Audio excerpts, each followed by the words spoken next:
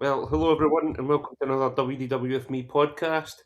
And today I'm very excited to announce that we have a special guest. This is one of the absolute gentlemen of the Disney community and one of our favourites that we've come across. Of course, we're talking about Adam Devonshire Dis. So, how are you doing?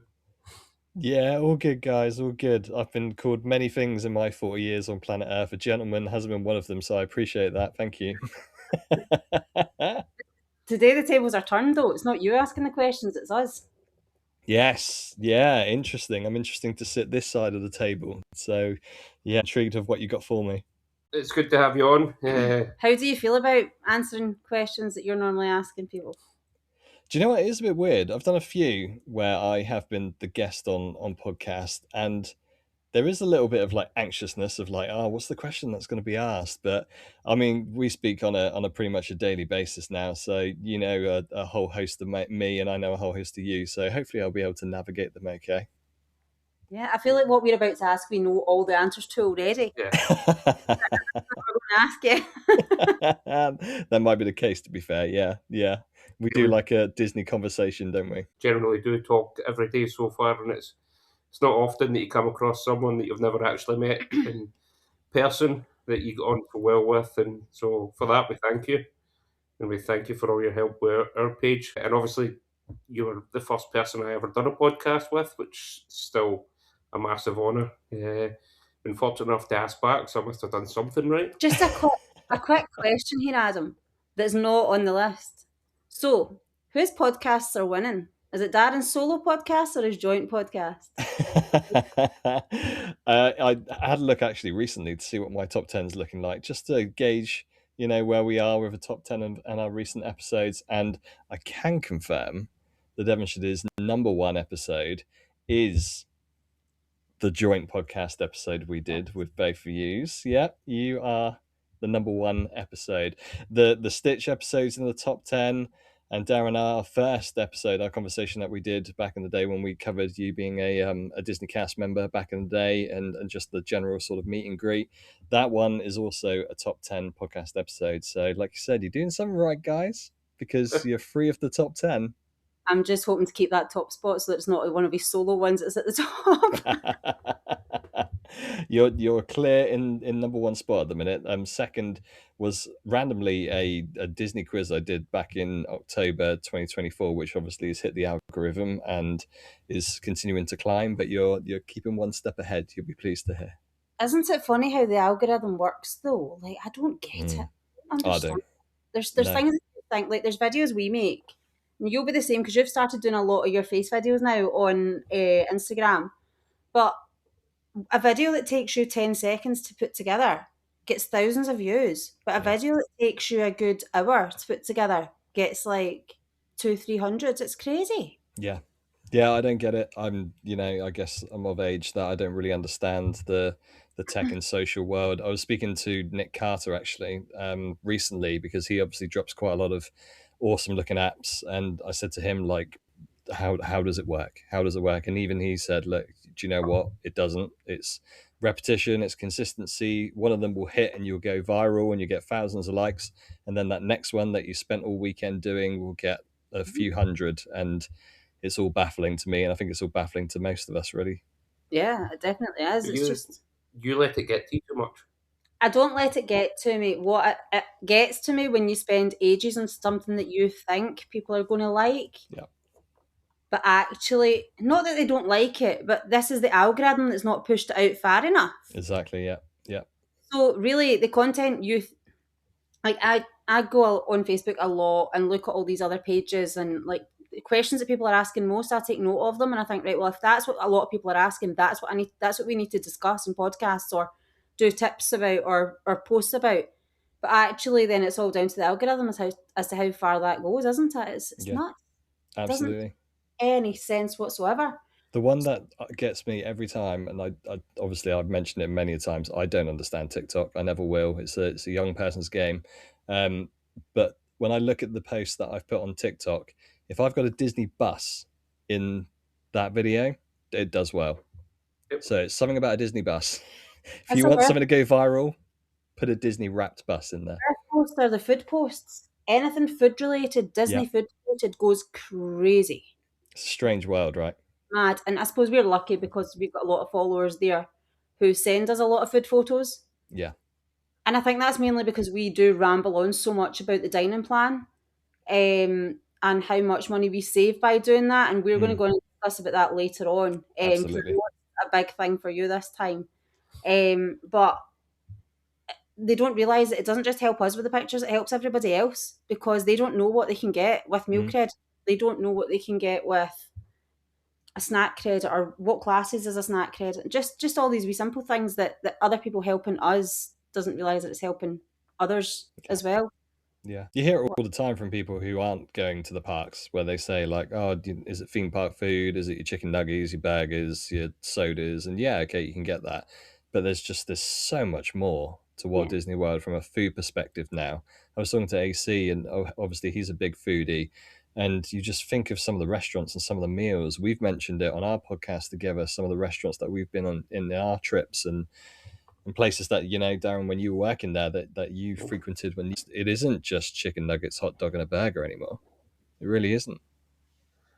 Yeah, well, we're very lucky just now. We've got a family there just now who have sent us loads of photos, and she's not vegetarian, but she just prefers meals without meat. And some of the meals she's sending look incredible, and they look ridiculously healthy. And this is just going to put a whole other spin on theme park food. I think so. For us, I think so.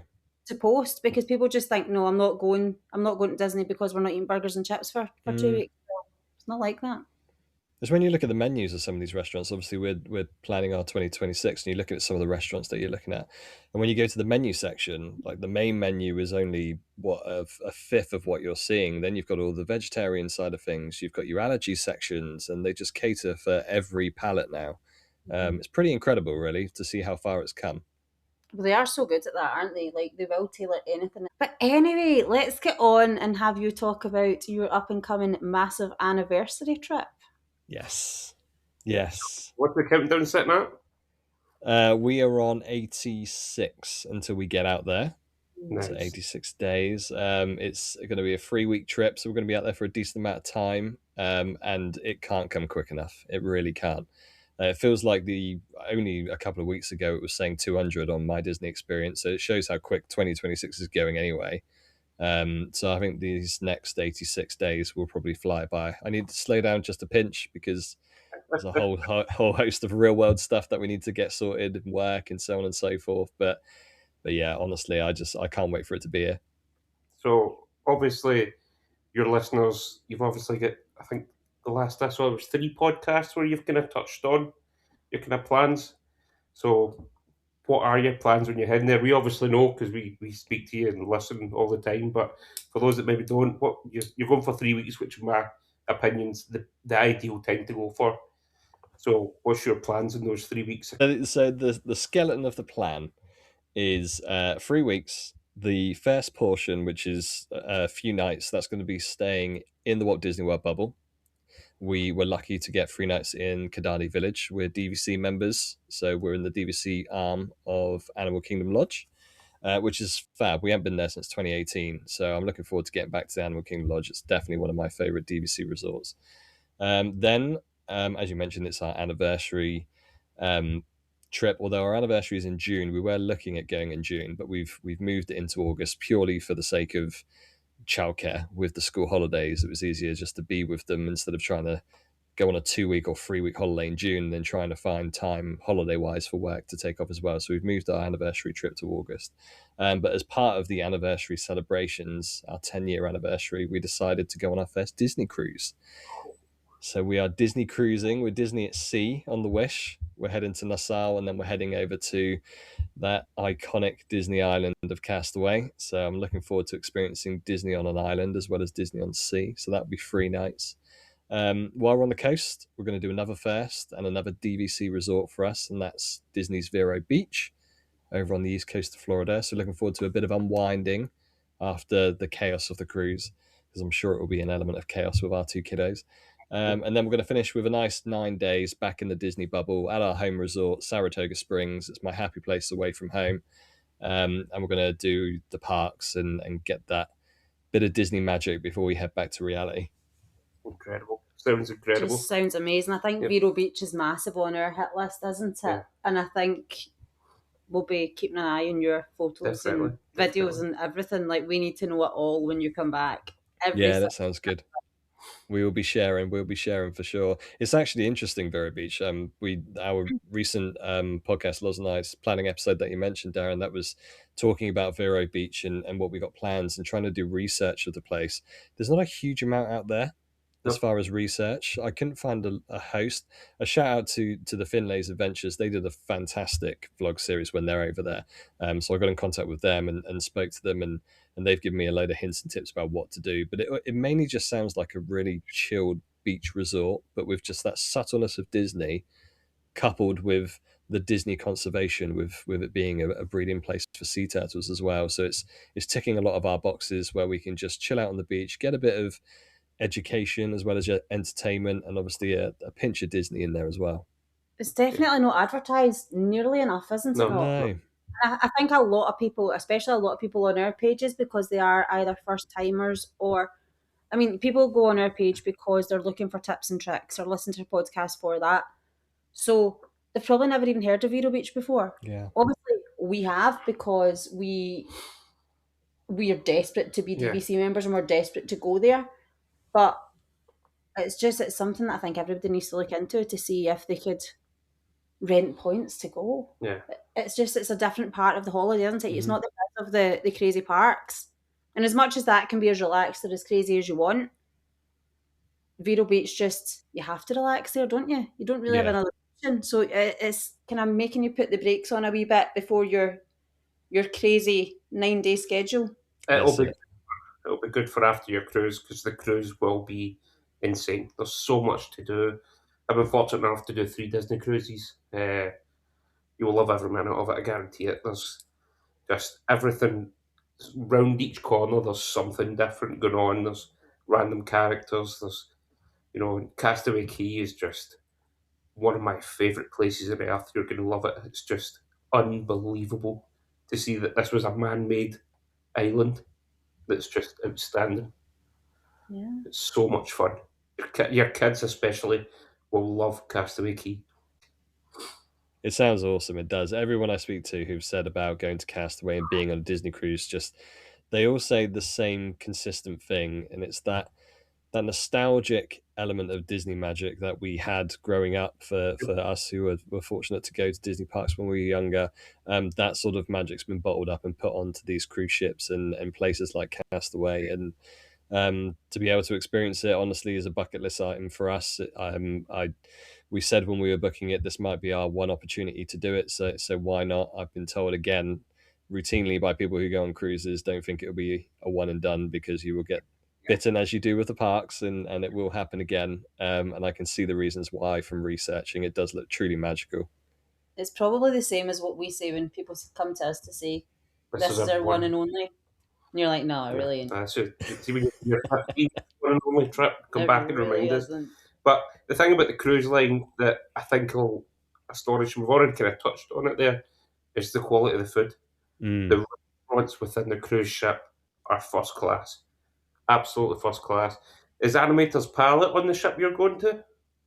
No, I don't think so on the Wish, which is a shame because that one did look good. But no, I don't think it's on this one. What made you choose the Wish, Adam? Mainly it was down to what was available in August. We were actually booked to go on the Fantasy in June. That was going to be the similar sort of sailing, so it was going to go to Nassau again and head to Castaway. The key thing for us was just getting to Castaway. That's our big bucket list item about being on the cruise. I got to admit, when I first started looking into Disney cruises, it was mainly down to the destination. That's what I was looking for, and then by doing the research and speaking to the likes of Darren and other people like AC, who obviously is a routine cruiser, and his family, just opened our sort of eyes of how much you can do on these ships as well as the destinations that you're heading to. By the sounds of it, I could feel my 3 days just being on that ship and taking in the food and the shows, the entertainment, the characters, as you mentioned. So the fact we get the bonus of all of that alongside going to a Disney man-made island and experiencing that is just, I will admit, the price shocked me. It's not the cheapest sailing out there for sure, but from what I'm being told, it's worth every Disney dollar. So I'm looking forward to experiencing it. I'm sure I'm going to be preaching the good word when I'm back. Yeah, definitely. I'll become a sales pitch as well.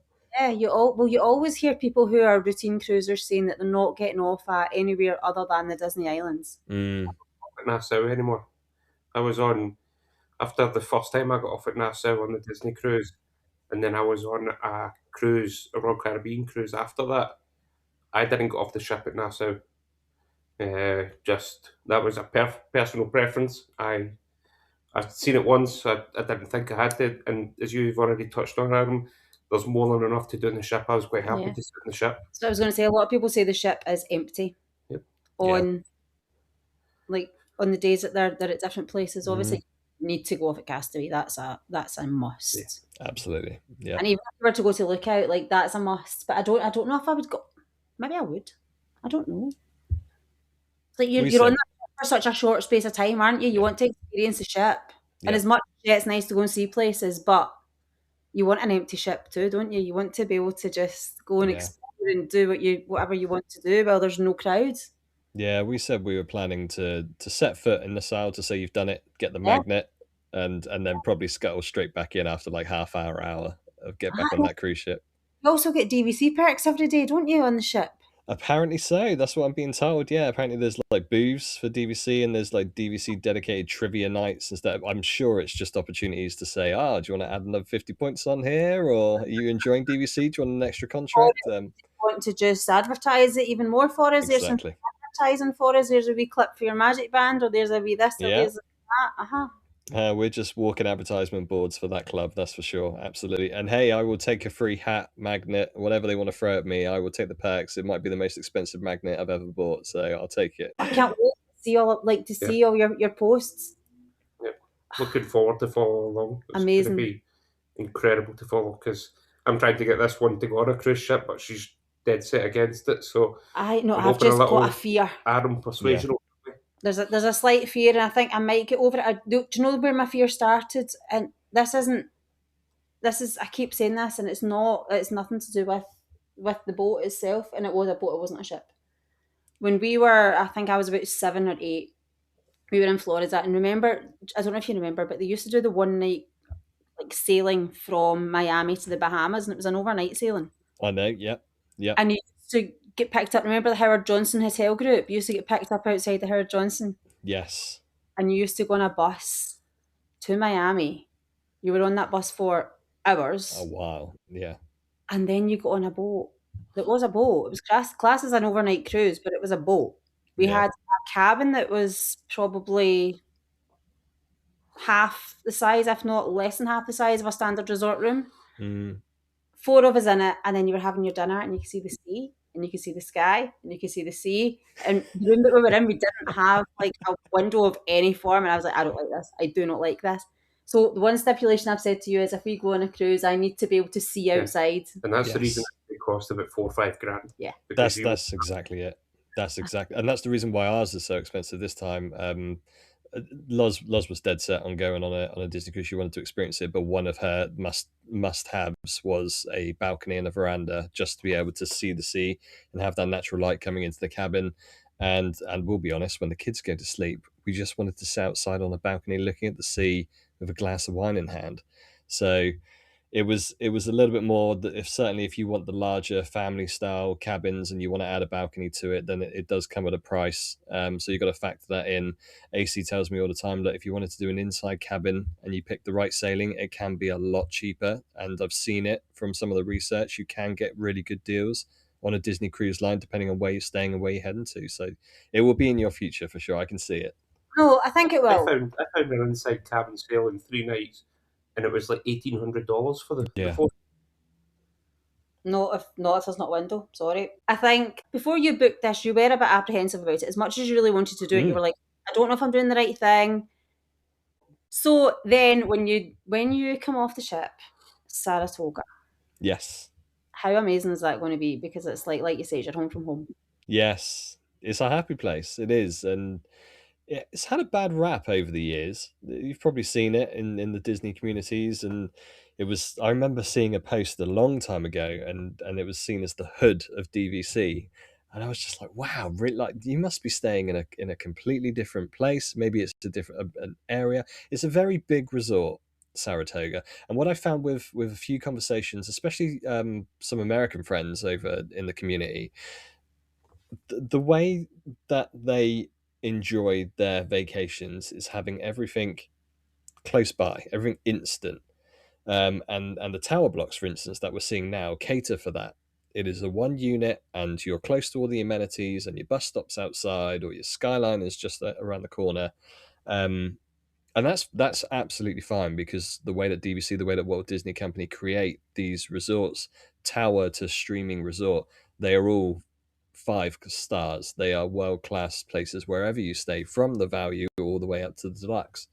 Um, but when I go on holiday as someone from the UK, and I'm sure you can attest to this, the majority of our 365 days of the year is grey, damp, cold, raining.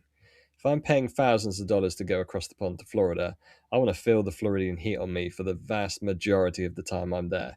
So I didn't have a problem with walking through a world-class Disney-built resort with all of the greenery and the smells that you have out there, because the smells of these resorts, I don't know how they do it, whether they're artificially pumping it in or whether it is just nature doing its thing in Florida, but just the atmosphere of being in a relaxing resort like Saratoga after a busy park day and taking it all in, maybe a stroll down to Springs. Sometimes we don't even get as far as going to Disney Springs. We just go down to the water's edge, we see Springs from the other side, and we just have a bit of a family walk. It is a home away from home for us. We love it. I've been a DVC member associated with Saratoga since 2005. My parents bought in 2005. I personally bought in and added on in 2007. So for me personally, it's 20 years of Saratoga next year, and I can't think of a more perfect place to take my kids and my family on holiday. I absolutely adore the place. I think It's that's incredible. I think that's a big thing as well, nostalgia, Yep. isn't Yeah. it? Like, it plays a big, big part. And I think we touched on this when we were on your podcast. Like some people, like they get this feel of something and they just love it and they keep going. But other people go and maybe there's construction happening or maybe there's something else happening and they just don't have that connection because of that. Yeah, Like we were like absolutely. that with the Studios Park in Paris. Yeah. We had no connection to that park at all. Hmm.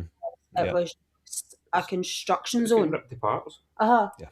There was not a lot to do, and we were just like, "Is this it?" Hmm. Also, because you're so used to Walt Disney World doing, I mean, as much as Magic Kingdom and Animal Kingdom just now, there's a lot closed, but there's still so much more to do because the parks are so big. Whereas over there, when they close so much in one go, there's not a lot to do. So it does taint how you feel about things. But that is so good to hear such positive things about Saratoga because, like you say, there has been a lot of negative press about it, and I don't know why. There was one day we were there. We actually got a bus to Yeah, Saratoga. we actually went after speaking with yourself, and that it was a resort that we always knew of, but we'd never really touched upon or went. We So we wanted to thought go and see we're it, going to go and see it. but we did no research, Adam. None whatsoever about it. So we got off at the wrong bus stop. We had about a 25-minute walk to a boat to get to Springs because we got off at the wrong bus stop. Yeah.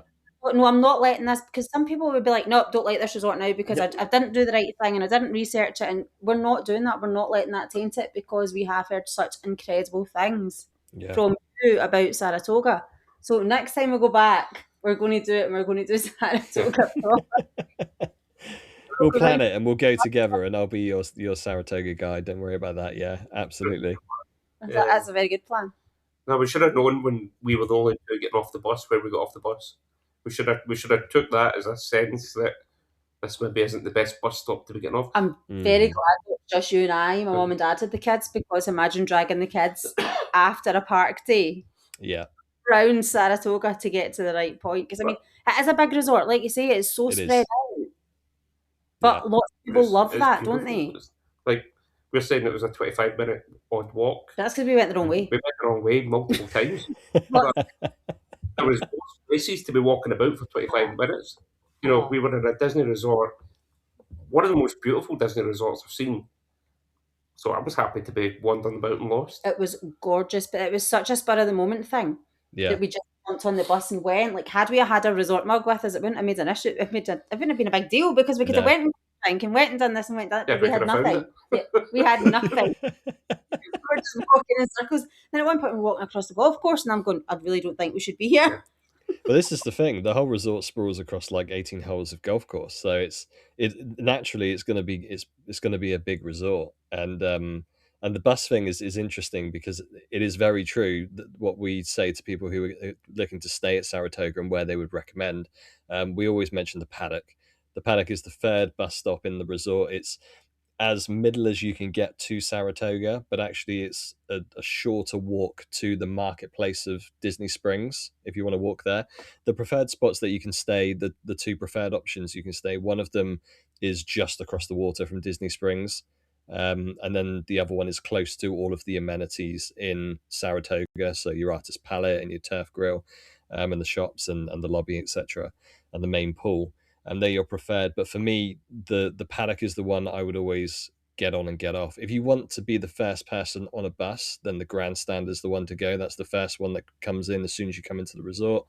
It's the first one that picks up from. So if you want to guarantee yourself a seat, head to the grandstand. But if you're at the back of that grandstand and you're trying to walk to go and get yourself a refillable mug at the lobby, it is a bit of a 25-minute walk, and you've got to cater for that for sure. Where we got off. Yeah, we must have got off the very first one and just thought, Yeah, let's try and get here. it can be a bit of a walk, especially if you get lost out there. Yeah, well, we've only ever stayed at resorts with one bus stop, and trying to get our head around that, having multiple bus stops in one resort, it wasn't crazy, but we'd just never done it. So we were just like, what happens? And how do you find that in the morning, like going to the parks? Is there always a lot of space? Can you always get on the bus? Whether you can get a seat or not is different, but can you always get on the bus? It's very dependent. I would recommend obviously getting up early, like for every Disney day. Getting up early, the early bird catches the worm when you're associating to Walt Disney World. If I'm in the paddock, to the third bus stop, if I'm staying around the paddock area, I don't usually have a problem with a seat. And this is the interesting thing again about the preferred options in Saratoga. So the two preferred options are after the paddock. So you've got the one that's closest to Disney Springs. That's the furthest down towards the water. That's the fourth stop. And then the fifth stop and the final stop in Saratoga is the Springs area of Saratoga Springs, which is next to the main pool, next to the amenities. When you see the picture of Saratoga and you see that one road going down and you've got the nice green turret there, there's a bus stop across the road. That's the main bus stop, but it is the last bus stop that picks up. So we've been on a bus and sat down in the paddocks many a time and got round the loop and got to the Springs preferred area. And people can't get on a Magic Kingdom bus because it's filled with people wanting to go to Magic Kingdom that day. So my recommendation for anyone who's going there, if you really want a seat and you don't mind a walk in the morning if you're staying in a certain area, then head over to Grandstand. If you're looking to ask for any sort of special request in Saratoga, and that is a factor for you, then maybe request the Grandstand area so you are first on that bus. But also the carousel after it, the second one, and the paddock are also good options. Not only is the bus stop a really handy one for the paddock, but the paddock pool has a bar and grill area as well. So you've got a pool bar, you've got quick service food, you've got a refillable mug station, you've got a zero entry pool, a hot tub, you've got a splash pad for the kiddos. And like I said, it's about a 10-minute walk down to Disney Springs and the marketplace. So that's why we tend to go in the paddock. And also there's a nice bridge that goes across the water and takes you to the main lobby as well. So it's a nice central hub if you are visiting Saratoga. To me, that should be more preferred, shouldn't it? This is what we've said. Preferred. And can you imagine paying more money for the preferred room, but you can't go on a bus? Absolutely, yeah. Because we saw...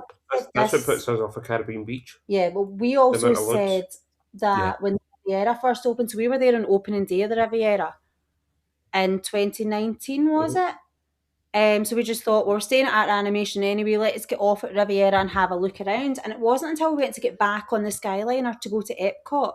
We obviously forgot at Caribbean Beach to leave some gondolas empty for the Riviera pickup. to then go on to Epcot, and it was like, can you imagine spending DVC money on a DVC resort and not being able to go on a Skyliner to get to your chosen parks? Absolutely, yeah. I mean, that was rectified this last trip, and we spent a lot of time at Riviera. Every third one, I think they were leaving. They were leaving them empty just specifically for Riviera guests, and right, cool. But that just shows you how these wee teething problems can be ironed out. But if people don't know that and they think, well, if I stay in a preferred room, I can get on a bus straight away. Well, actually, you're probably not going to get on a bus until way after you can get in for early entry. Then, if that's the case, because absolutely, yeah, you could miss that rope drop. Absolutely, yeah. That's what I say to people. I mean, it is what you want, and the good thing about Saratoga, to show my bias a little bit more, it can cater for anyone and any guest for Walt Disney World and what you want. If you want the amenities, you want the main pool, you want to be close to the restaurants, then preferred view we're going to the Springs area. If you wanted to go Congress Park across the water because you wanted to be that much closer than anyone else to Disney Springs, then of course go for the preferred area there. If you want to be first on a bus and guarantee a seat, you go to Grandstand. Carousel and Paddock are like the central area. So it's a bit of an all-rounder. So it does cater for whatever you would really prefer when staying there. Obviously, if you're a golfer, then staying in the Grandstand, you're close to the main area where all the golf pickup is. So yeah, it does cater. And luckily for it, because it's such a big resort, there's so much availability for DVC members to stay. And what I will say, the most recent refurb, which actually isn't overly recent now. It's probably a few years ago, but that's how fast time goes.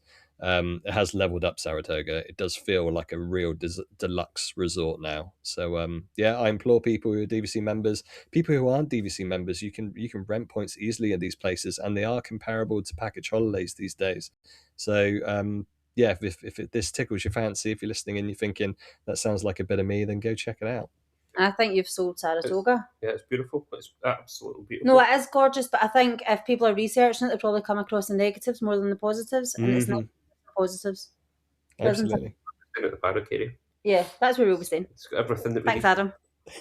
You're very welcome. If you come back and hate it, then I'm disclaimer, I'm not taking any responsibility for that. I think I might edit this bit out because we don't want everybody to know that, and then we can't get that area. Yes, no, definitely, yeah. The DVC they say about keeping a secret, definitely keep the Saratoga secret. Although they're building a 900 unit Lakeshore Lodge over at Fort Wilderness. There's going to be plenty of availability. Don't worry about that. It's beautiful. So, going back to this trip, what firsts are you looking forward to? What are you going to be doing for the very first time that really excites you?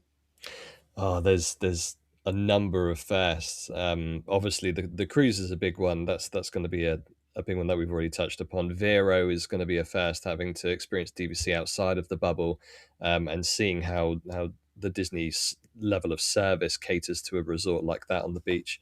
That's certainly a first. If I'm thinking in the bubble, last time we went was 2024, and Tiana's was being built. So I'd love to go and see how they've refreshed Splash Mountain into Tiana's Bayou. Really want to check that out. Recently saw I was watching the Hollies over at Hollywood Studios, and Weston got on Big Thunder Mountain. I don't know if you've seen that video, but looking forward to seeing the new Big Thunder Mountain for sure. That looks like a brilliant refresh. And I love that ride. That's definitely one of my favorite nostalgic attractions, especially in Magic Kingdom, but the whole of Walt Disney World. So Big Thunder Mountain for sure. And the big one, as far as attractions are concerned, that everyone gasps at, is Guardians. I still haven't done Guardians. I need to do it. Yeah, you had a lightning lane the last time, didn't you? You had a virtual queue. And virtual queue. Yeah. It was that time of the day, mid-afternoon, where the kiddos were like, we're done with being in a Disney park. And we could have forced them, we could have pushed it through, and we could have made the virtual queue and done rider swap. But as you know, as parents, sometimes it's just best to go and have a nap and chill out by the pool, and we opted for that. Yeah. I mean, I love Guardians. You're not a fan? Most overrated ride in Walt But Disney. I think you're not a fan because everybody else loves it so much that Darren's like, nope, not for me. It's genuinely so overrated in my opinion. No. Give me Tron any day. What I love about it is not knowing what song you're going to get, but what also is incredible is every single song fits the point of the ride perfectly. We do know what song we get. because we get the Everyone same Wants to Rule the song World every time we got it. time. Every time. And do you know what's going to be interesting? See, next year we're there on the 21st of September, and I will be queuing on that ride on the 21st of September to get a different song. Do you think they'll just place that September song on a loop on that day? Do they? Yeah, I wouldn't be surprised. Wow. I love a bit of September, to be fair. Watched it last year, and it was like something like 4 hours at one point. Ride-wise, technology-wise, it's phenomenal. That's incredible. But for me, it's okay. It's just okay. The amount of buzz and hype that it gets, for me, isn't justified. I'd rather have Tron any day of the week. See, to be honest, Interesting. I'm worried for the OG rides, like I say rides, I mean attractions like Carousel of Progress and the People Mover and all the nostalgic things. Don't touch my People Mover. I know.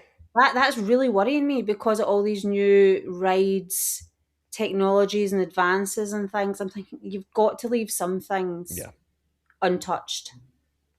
Yes, yeah, I agree. Slightly, but don't mess them up too much. Yeah, absolutely. That was our fear with Splash, wasn't it? Yeah. We were very worried about that. That was a sore for us. But it's insane. They've done it so well. Good. The level of animatronics that they have in there is just next level. And the Absolute kids next level. just love it. Their eyes are popping out their head the whole way. Because you remember in Splash, as much as it was nostalgic, there was bits that you weren't bored, but you were just, it's a very long ride before you get to the drop. Oh yeah, definitely. Yeah, there's sections where you like zone out a little bit. Yeah, no, not in this. Good. That's good to hear. I mean, I loved the OG Splash, so for me, it's a one. But yeah, they've done it proud. They've done it justice. That's good. That's good to hear. As you said, Big Thunder Mountain, one of my favourites. Yeah. Ashley's probably watched the videos of the refurb. I've not yet. I've not. But I'm one of those people that I just like to go and see it. I don't want to watch the videos of it, so I'll wait. I can't wait. Yeah, I appreciate that. To do it, so I need to watch it. I can't. I'm the same. I can't. My curiosity gets me every time. And when I see there's a video and it comes up my recommended, it's too hard not to push it. So hats off to you, Darren, and your willpower. That's the thing. He's got willpower, and then I go, "Oh, watch this," and he's like, "Nope," because I know what it's going to be. Nice try. So I know you're going to Mickey's Not So Scary. You do know that. Are you going to all dress up as a family? Well, first and foremost, before I say anything about it, I've got to say a massive thank you on this episode to you, because without you, we wouldn't be getting there, because I was ill prepared, as you know. So hiccups along the way. I mean, if you listen to our advice, Adam, it's make sure it's in date on your account. I just thought it stayed there and it was working, but no, apparently not. And then his card had expired. Yeah, everything that you could have imagined from a terrible planner like myself. Like I said, if Loz was the one that was doing it between yourselves, you would have got it done in 2 minutes. But unfortunately, you were stuck with me, so I had to rely on yourself. And thank you kindly for enabling us to go there. If it wasn't for American VPNs and your knowledge and know-how, we wouldn't have got it. So I appreciate it. Fine, we'd done it, no problem at all. That's a backwards. Yeah, thanks for spending so many hundreds of dollars. No, we saved them money because you did. This one does not need a ticket. So yes. We saved the money. Yeah, absolutely. And we got DVC discount as well. So another nod to DVC. Got a cool $10 off, so we can spend it on a premium bar. That was automatically applied. Automatically applied, yeah. How good was that? Because we were kind of sitting for a wee minute, weren't we, over the phone going, right, what's happening here? Has it come off? And yeah. I had access to, I think it was 13 I did that day. But so I had access to so many different dates. And I was screenshotting them all, and the only date that wouldn't come up was the date you wanted to go, wasn't it? And we were trying to kind of figure out, like, would it be this price or would it be that price? But because I had nobody to log into at that point for the price, then I logged into yours and I was like, yes, you're getting the discount, Adam. Yeah. You are absolutely getting the discount. Let's do that. And then that's when we had the issue. The card wasn't up to date. There was a couple of wee hiccups, wasn't there? But we got there in the end. That was a secret ploy to stop spending on the cruise ship. Yeah, that's true. That's true. And don't get me wrong, Disney will get that additional $10 each that we saved as DVC members. Like they'll get it on a shoulder plush or something, I'm sure, in the shop. So they get more than what I've got back for sure. But no, we're really looking forward to Not So Scary. And to answer your original question, the dress ups are being considered. From Penny's perspective, she's got she is a massive fan of Disney zombies at the minute. I don't know if your girls are into Disney zombies or have been. So she's got her Seabrook cheerleader costume that she wanted. So that's an option for her, although she's not set in stone. You know yourselves that Noah is a massive Nightmare Before Christmas fan. He's a huge Jack Skellington fan. So he's got himself a Jack Skellington costume. So he will be dressing up as Jack, hoping to meet the man himself. And myself and Loz, I haven't decided yet. I'm not sure what we're going as. We did mention about potentially Loz going as Sally. I was looking at Oogie Boogie costumes, but then I also thought August heat in an Oogie Boogie costume might not be the best idea. So I don't know. Well, I'm open to options. So from yourself and from listeners of this, if you've got any recommendations or any thoughts about what I can go with, I'm all ears. Well, I was actually going to give you an entire family recommendation. Oh, okay. The only reason I'm saying this is because we were behind them in the queue for Jack and Sally. Right. And their costumes were incredible. Yeah. Absolutely incredible. So it was a family, a mum, dad, and a little girl and a little boy. And I thought, this is perfect for you guys because the ages were pretty much identical to yours. Yeah. So the mum was Wendy, the dad was Captain Hook. Nice. The little boy was Peter Pan and the little girl was Tinkerbell. And see the compliment we got, it was everybody was walking by them and were like, oh my God, we love your costumes. And they were near us at the parade. Yeah. And they noticed them. Yeah, the characters came and interacted with them. Oh, awesome. That's great, isn't it? I love the whole family like dress up and theme, but Ashley will not do it. For love and money, she will not do it. I'll encourage other people to do it, Yeah. but I won't do it. I've tried.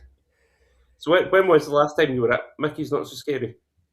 Oh, last time I went with my parents, my sister, and I think if it was this side of 2000, it was probably early 2000s. It's got to be 20 years. Got to be 20 years, and it was good. Don't get me wrong. Like we had trick or treating. It was nowhere near as extensive of what I've seen and what you've told me about trick or treating these days.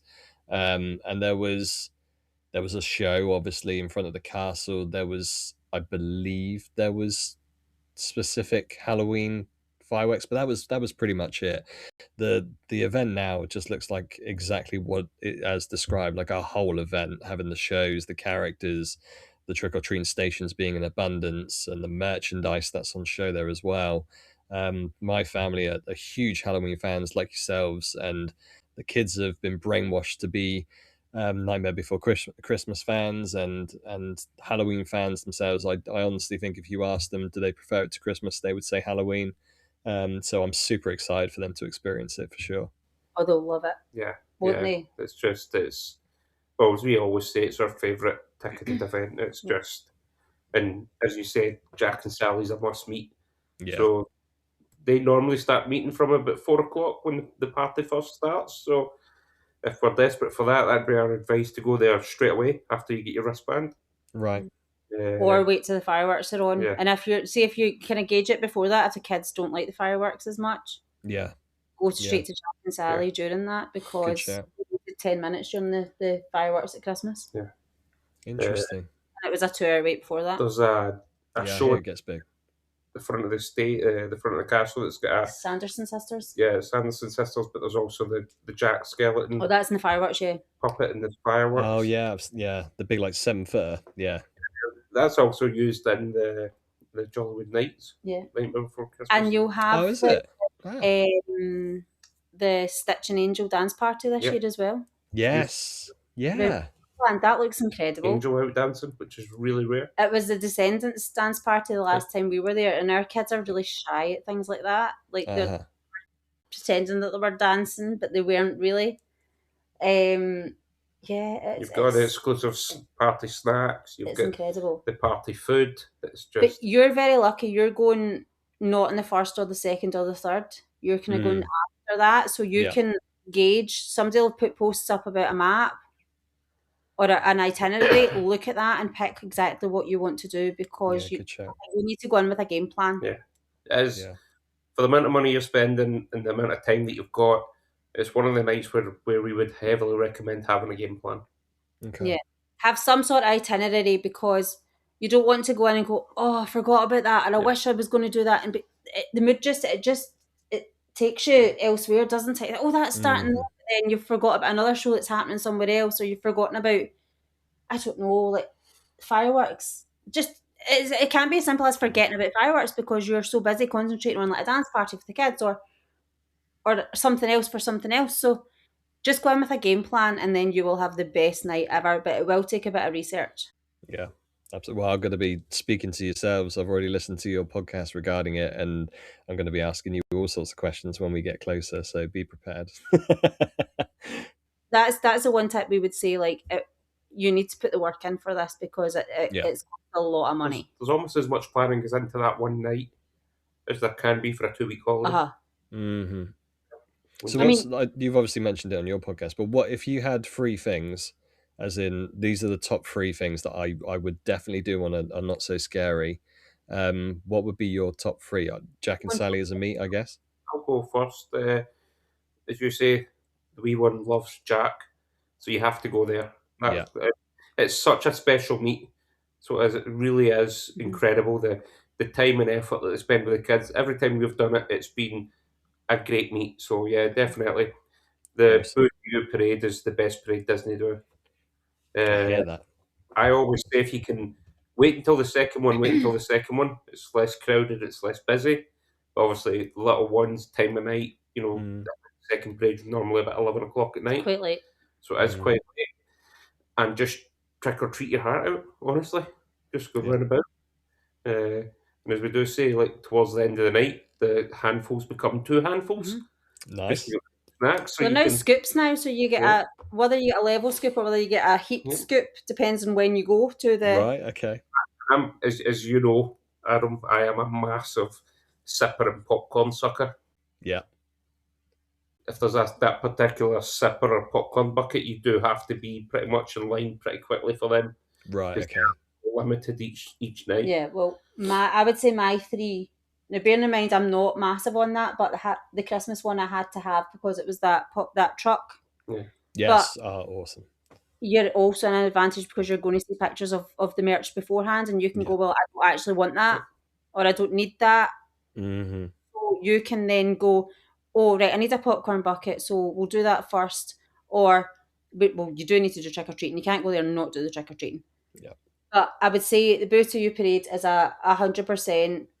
And I would say maybe,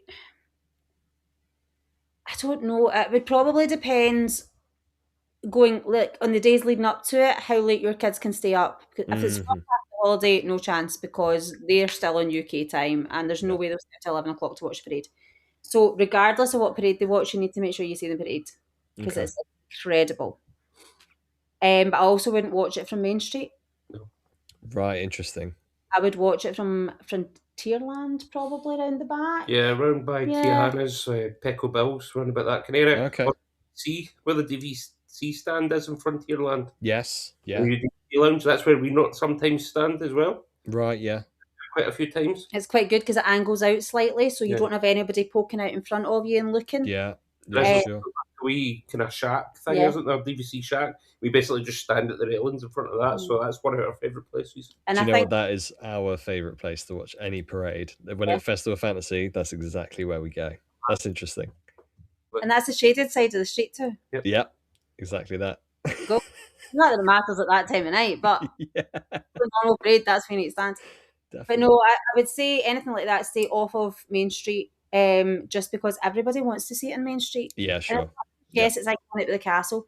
You're shoulder to shoulder, as much as it's a limited. It's still busy on Main Street. Jack and Sally parade, Jack and Sally, and trick or treating are my 3. Okay, good. I mean, good. Fireworks there. The fireworks are incredible. How they have jack-o'-lantern fireworks is still, I can't figure that out in my head. I really can't. It goes up, it explodes, and it's a jack-o'-lantern. That's some sort of sorcery to me. Yeah. Also, gauge your kids before it. If they don't like fireworks, what to do is maybe arrange a resort day during a Mickey's Not So Scary and watch from the Polly Beach. You'll Yeah. still see these, but it won't be as intense for their ears. Yeah, it's a good shout. That is a good shout. Yeah, just play it by ear as regards to like fireworks and things, but make the three things for definite are Jack and Sally, the parades, and the trick or treating. And as Yeah. you always say, they give you a tiny little bag for trick or treating. Make sure you've got a backpack on, or you've got a bigger bag under the buggy somewhere, just to decant them into and just keep Yeah. decanting. That's a good shout. Yeah, we'll be taking a bag for sure. Yeah. Right, so I'm here's excited. another question then. So Okay. you're obviously traveling with two really young children. Mhm. What are we're a tips and tricks page, as you know. Yeah. What are your top tips traveling with young children? With young kiddos, we went with Penny. The first time Penny went, she was just shy of 3. Noah's going to be the same age this time. He's actually going to be 3 when he's out there, which is another celebration, another reason why we're going for so long and spent the amount of Disney dollars we have. But we also took Noah when he was 8 months old in 2024. So we've done the baby, we've done the toddler.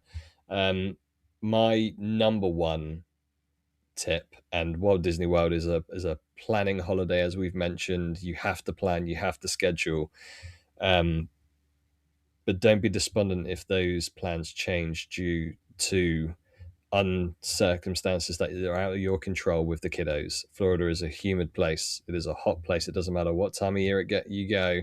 You are going to get Disney tired with the amount of walking, as we've mentioned already in this podcast, and the kiddos will feel it. You will feel it as adults and parents as well. Trust me, you will.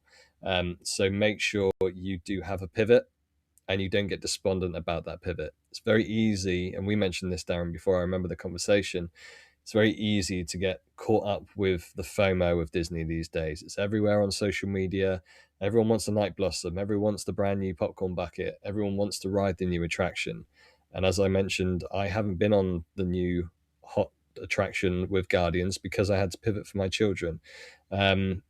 Don't let it ruin your holiday by thinking that you're missing out. It isn't that. It's all about your family time. It's all about your kids enjoying themselves. And trust me, if they go over the edge in a place as stimulating as Walt Disney World and as humid as Florida, it will make your trip a lot nastier than it needs to be. So that would always be my fundamental top tip for kiddos. Just be courteous about their energy levels when you're out there. You won't get through everything that you've got down in your spreadsheet.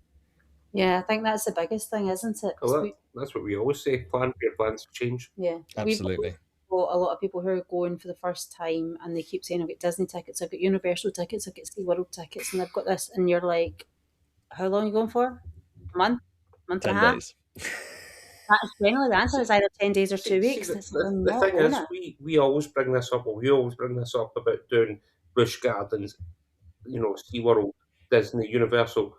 See, when I went with my parents for 2 weeks, we managed to do it all. But you were a lot older. I don't know how, but we managed to do it all. But Adam, as you've rightly said there, there's a difference to Disney tired and the kids. Like, see a normal tantrum with your kids that would take 10 minutes at home to calm them down and get them sorted. Multiply that by 10, it's going to be through the roof. Adults as well, though. Absolutely. You see it. But that's the thing, it happens. And not only the kids being overstimulated and tired can have that reaction for adults. It is just, again, it's a very humid and stressful place if you make it that way. And it can creep on you very quickly as well. You can be the most horizontal person and trust me, I'm a very horizontal person. But even I get wound up every now and again, and it could be for, like you said, being shoulder to shoulder waiting for a parade for an hour and a half in the peak part of the day and it not going to plans. It's very easy to get overstimulated and stressed in that place. But on the flip side of it, it's very easy to take yourself out of that. We found plenty of places to get ourselves, whether it's a cool shady area of the park. One of the great places with Magic Kingdom, and it is a very busy and hectic park on peak times, and we were there in March in 22. We had the spring breakers and you could not see the floor. Penny was very tired and needed a nap in the afternoon. So we popped in the buggy and we walked to the Grand Flow, and then we walked a bit further to the Poly. on the new walkway that they had there in 2022, and it was shaded in areas. It was nice and chilled. We sat in a very, very quiet quick service area in that resort because everyone was in the parks. We had a drink, we had a snack, she had a recharge, and we were back in the parks for that afternoon and that evening. So yeah, Disney Tide is a thing. It should be on a t-shirt. And yeah, just if you're going with kiddos, you've got to utilize that. Go back to your resort and have a nap, and then take on the evening. Go back and have a pool afternoon. There will be days where you don't get up for rope drop. That's absolutely fine. The park will still be there. The rides will still be there to enjoy. Just go that little bit later and give yourself that time to re-energize yourself. 100%. Yeah, 100%. we've quite often, I say quite often, probably done this twice. We've gone to the Contemporary, Yes. or I think it's up, is it what, the third floor, second floor? Something like that. I can't remember where it is exactly, but it's one of the floors and it's just an open space. Yeah. And there's seats for them to lie down if they want. There's a space for them to just run if they want. Like, there's so much to calm them down. Yeah. If that makes sense. Like, there's so many areas you can go just to, like you say, recharge and just take your time, and it'll always be there. Just go back. Go back. Absolutely. You're not missing out. There's always time to go and check something else out or look at something else. And if you miss that parade, then there's always another time to go and see it. There is. It's absolutely right. It's absolutely But right. also, if you've missed a certain ride and you've seen the parade, go and do the ride at that time, because the wait times are so low. Yeah. Yeah. It's people think, oh, I need to do this at that time, I need to do that at that time, and you don't. Just go. As much as we say you have your plans, but just go with the flow. It's a balancing act, isn't it? Like everything in life, but especially on a Disney trip. I think the days have gone where you can just book a Disney trip and not plan, don't do any advanced dining, don't plan to do events and so on and so forth. Just think you're going to get tickets and go out into a Disney park and be like, do you know what? It's going to be what it's going to be. If you can do that, hats off to you. I think it's very difficult to do that on a Walt Disney World trip these days if you want to get the best for the amount of money we're spending. But you've always got to caveat that with the possibility of something having to change due to circumstances, either with your party, with the weather, with the crowd levels, so on and so forth. So as far as going with kiddos, that obviously adds an extra element of unpredictability, shall we say, especially young kiddos. So that would be my top tip. Another big tip is, because you mentioned open spaces, is obviously if you're in a Disney park, you are queuing for a lot of attractions, you are waiting for shows, you are queuing up for food, you're waiting for parades, you're waiting for fireworks, everything like that. There's an element of waiting, and kids, especially toddler age kids, don't like waiting much. So what we found in these most recent trips is plenty of places for kiddos to run off a bit of that energy. So the polar opposite of having a Disney nap, if they do want to just let off some steam, there are places in Disney parks you can do that. Yes, they've taken away the Honey, I Shrunk the Kids MGM play area from the 90s for those who were there back in the day. Yes, that's gone away. However, there are play parks that you can go to. There's two at the minute, given the Flower and Garden Festival in Epcot, that you could go and just tear around. There's actually three, thinking of Epcot, because you've got the indoor one if you want some AC, and at the back of Mission Space. So there's indoor options as well. Down next to Tiana's, I don't know if there still is, but there always used to be with Splash, a little play area. Hopefully something like that's come back or is coming back. Oh, I would say all there is like, have you ever been across from the aerial ride and there's like the knots and crosses thing? Yes, yeah. Shells and things. Similar to that, Yeah. isn't Okay. it? But They've kind of wound it down a bit from what you were. Right. but it's still a big shaded area Yeah. where they can just run. Yeah. Storybook Circus, they inside Yes. the bit there's quite a big section just to let them have. Which also can be utilised, what you were saying there about queuing, etc. Mhm. That can be utilised while we're queuing. They can actually Absolutely. make buzzers nowadays for it. Yeah. So if it is a long queue and they see you In with Dumbo, kids, they do that, yeah. they will give you a buzzer kind of Yeah. system. Yeah, Yeah, 'cause which is great. We had a family recently just go into the Dumbo queue just for the kind of soft play type area, not want to ride Yeah. or anything, and they were allowed to do that. So there are areas Yeah. for that, and Disney know that if people are overstimulated, they're going to go home. And they want to Absolutely. in the parks, so they're going to put on as much as they can to keep you there.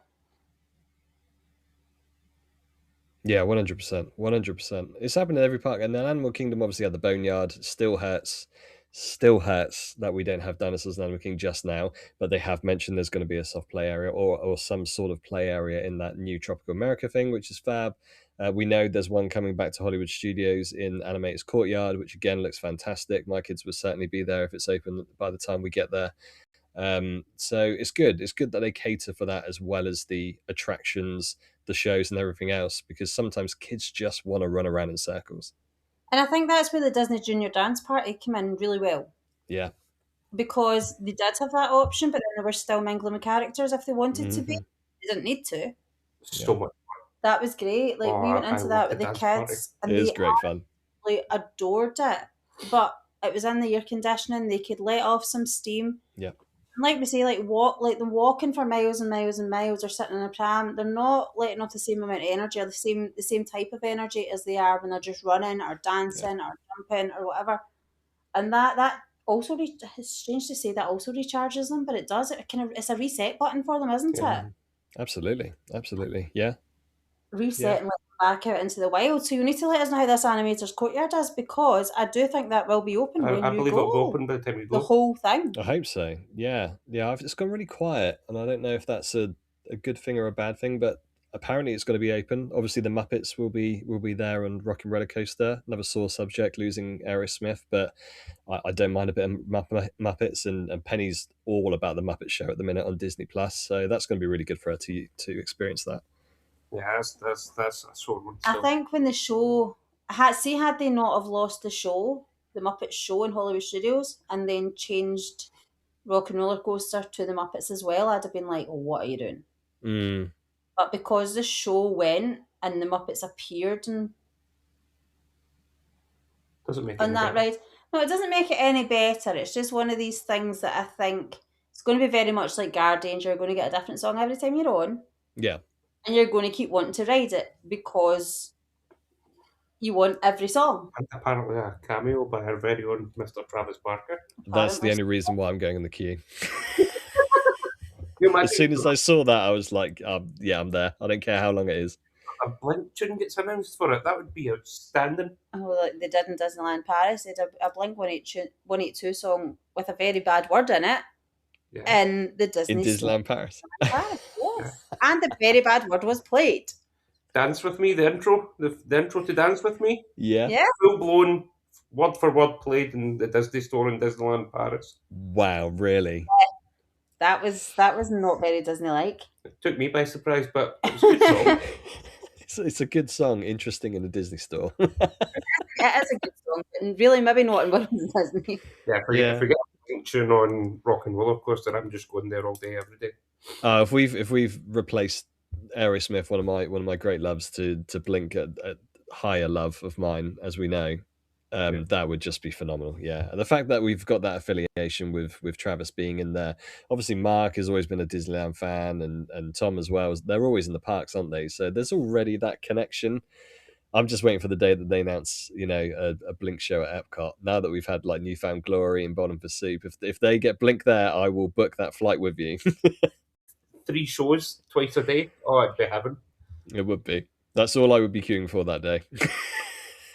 Well, honestly, when we seen the queues for the Beach Boys, like imagine the queues for Blink. Was that good? Blink are quite a big band. No, well, yeah. I thought that when we were queuing for Bowling for Soup, I'd never seen queues that size, and then the next night when we seen the queues for the Beach Boys, I thought, wow, that's it's iconic. I was glad to see Bowling for Soup getting that sort of recognition. That was double for the Beach Boys. I mean, different age group, very different group, but it just shows it doesn't cater to all. Yeah, definitely. So never. No, it's true. It's true. Never. I don't think you two could cope, though, to be fair, on that plane on the way there. We wouldn't, no. Mark does the theme song for Iron Man and his best friends. So what you're saying is just because that Bowling for Soup do the theme song for Phineas and Ferb that they'll automatically get some sort of... I'm just putting 2 and 2 together and hoping that we get 4 here. And he posted last week, didn't he? He got like a signed Bluey sketch, didn't he? So I mean, Bluey's come to the parks. So is he getting a Bluey themed song that he's been asked to write, or a song for Bluey he's been asked to write? Oh, I can see the Devonshire Dis family joining us in our 2027 September. As soon as it's announced, I'm there. I'm there for sure. Two things that would make me book flights right here, right now, to go to Florida. And I know exactly what they are. Can I tell you before you do?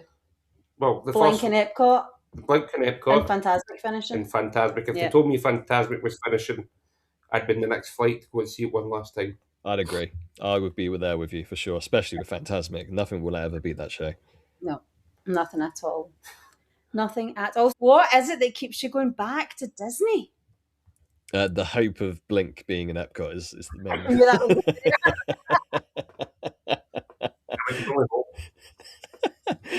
I think being serious, it's the cliche answer, and it sounds cliche and it sounds soppy, but it's very true, is just the feeling that being in a Walt Disney World park gives me personally, as a Disney child growing up, a Disney parent as I am now, and also seeing the faces of family members when they're in the park. Like there is absolutely nothing on this earth like seeing your child light up in a Disney park as a parent. Like that has, when we took Penny in 2022, it completely changed my perception of Disney parks as a parent.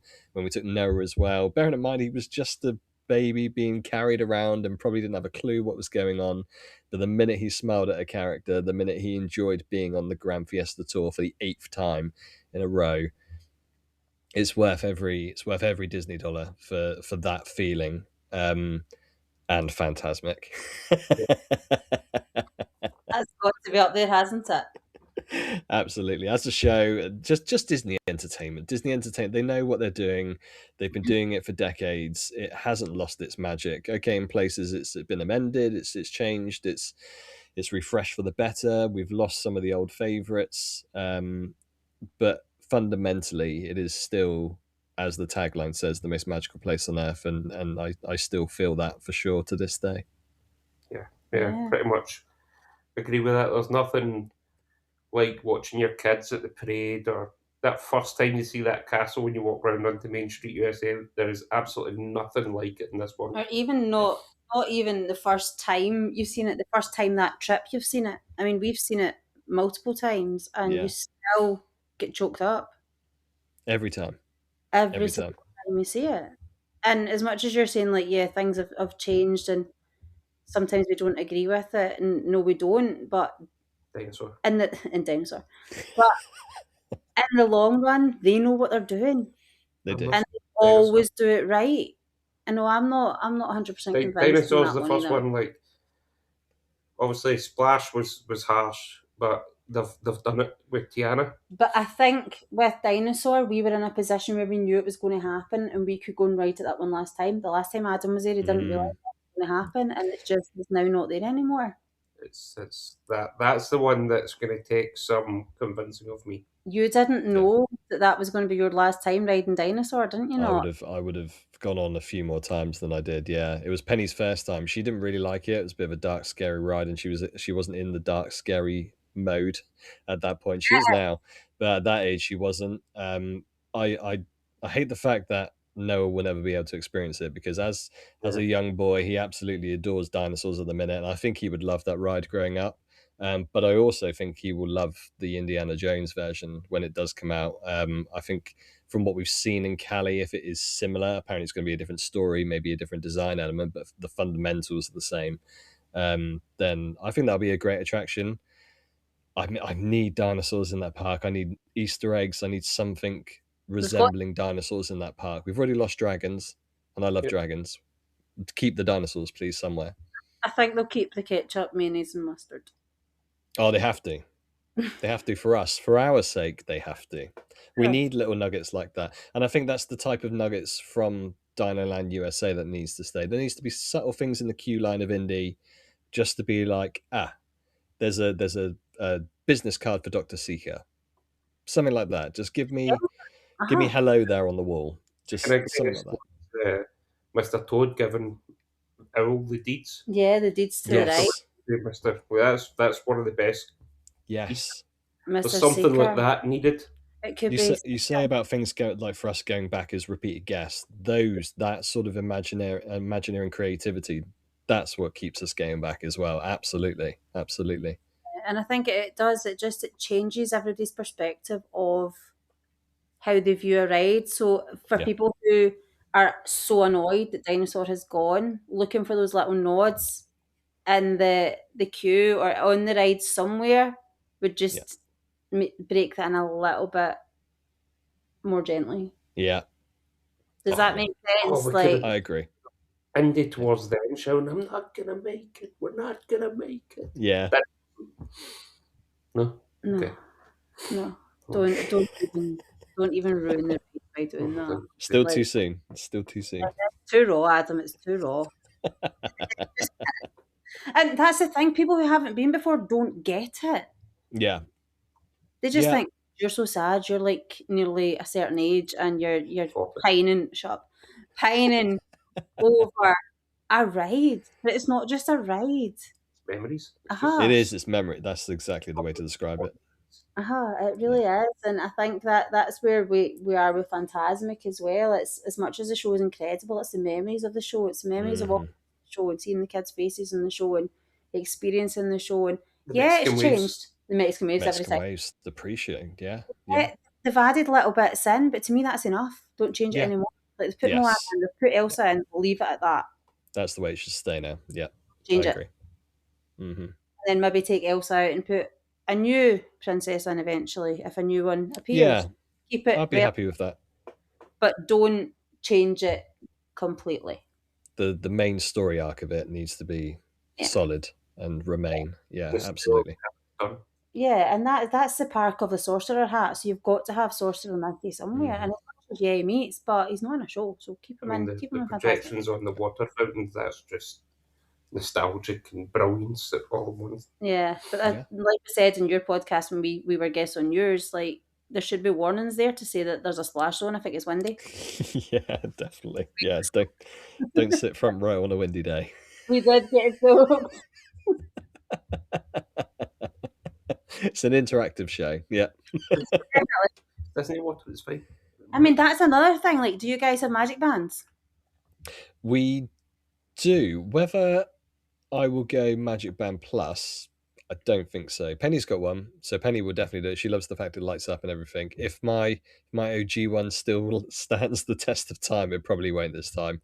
It probably won't, but we'll see. But I wouldn't unless I absolutely needed to. But the convenience of Magic Bands are pretty useful.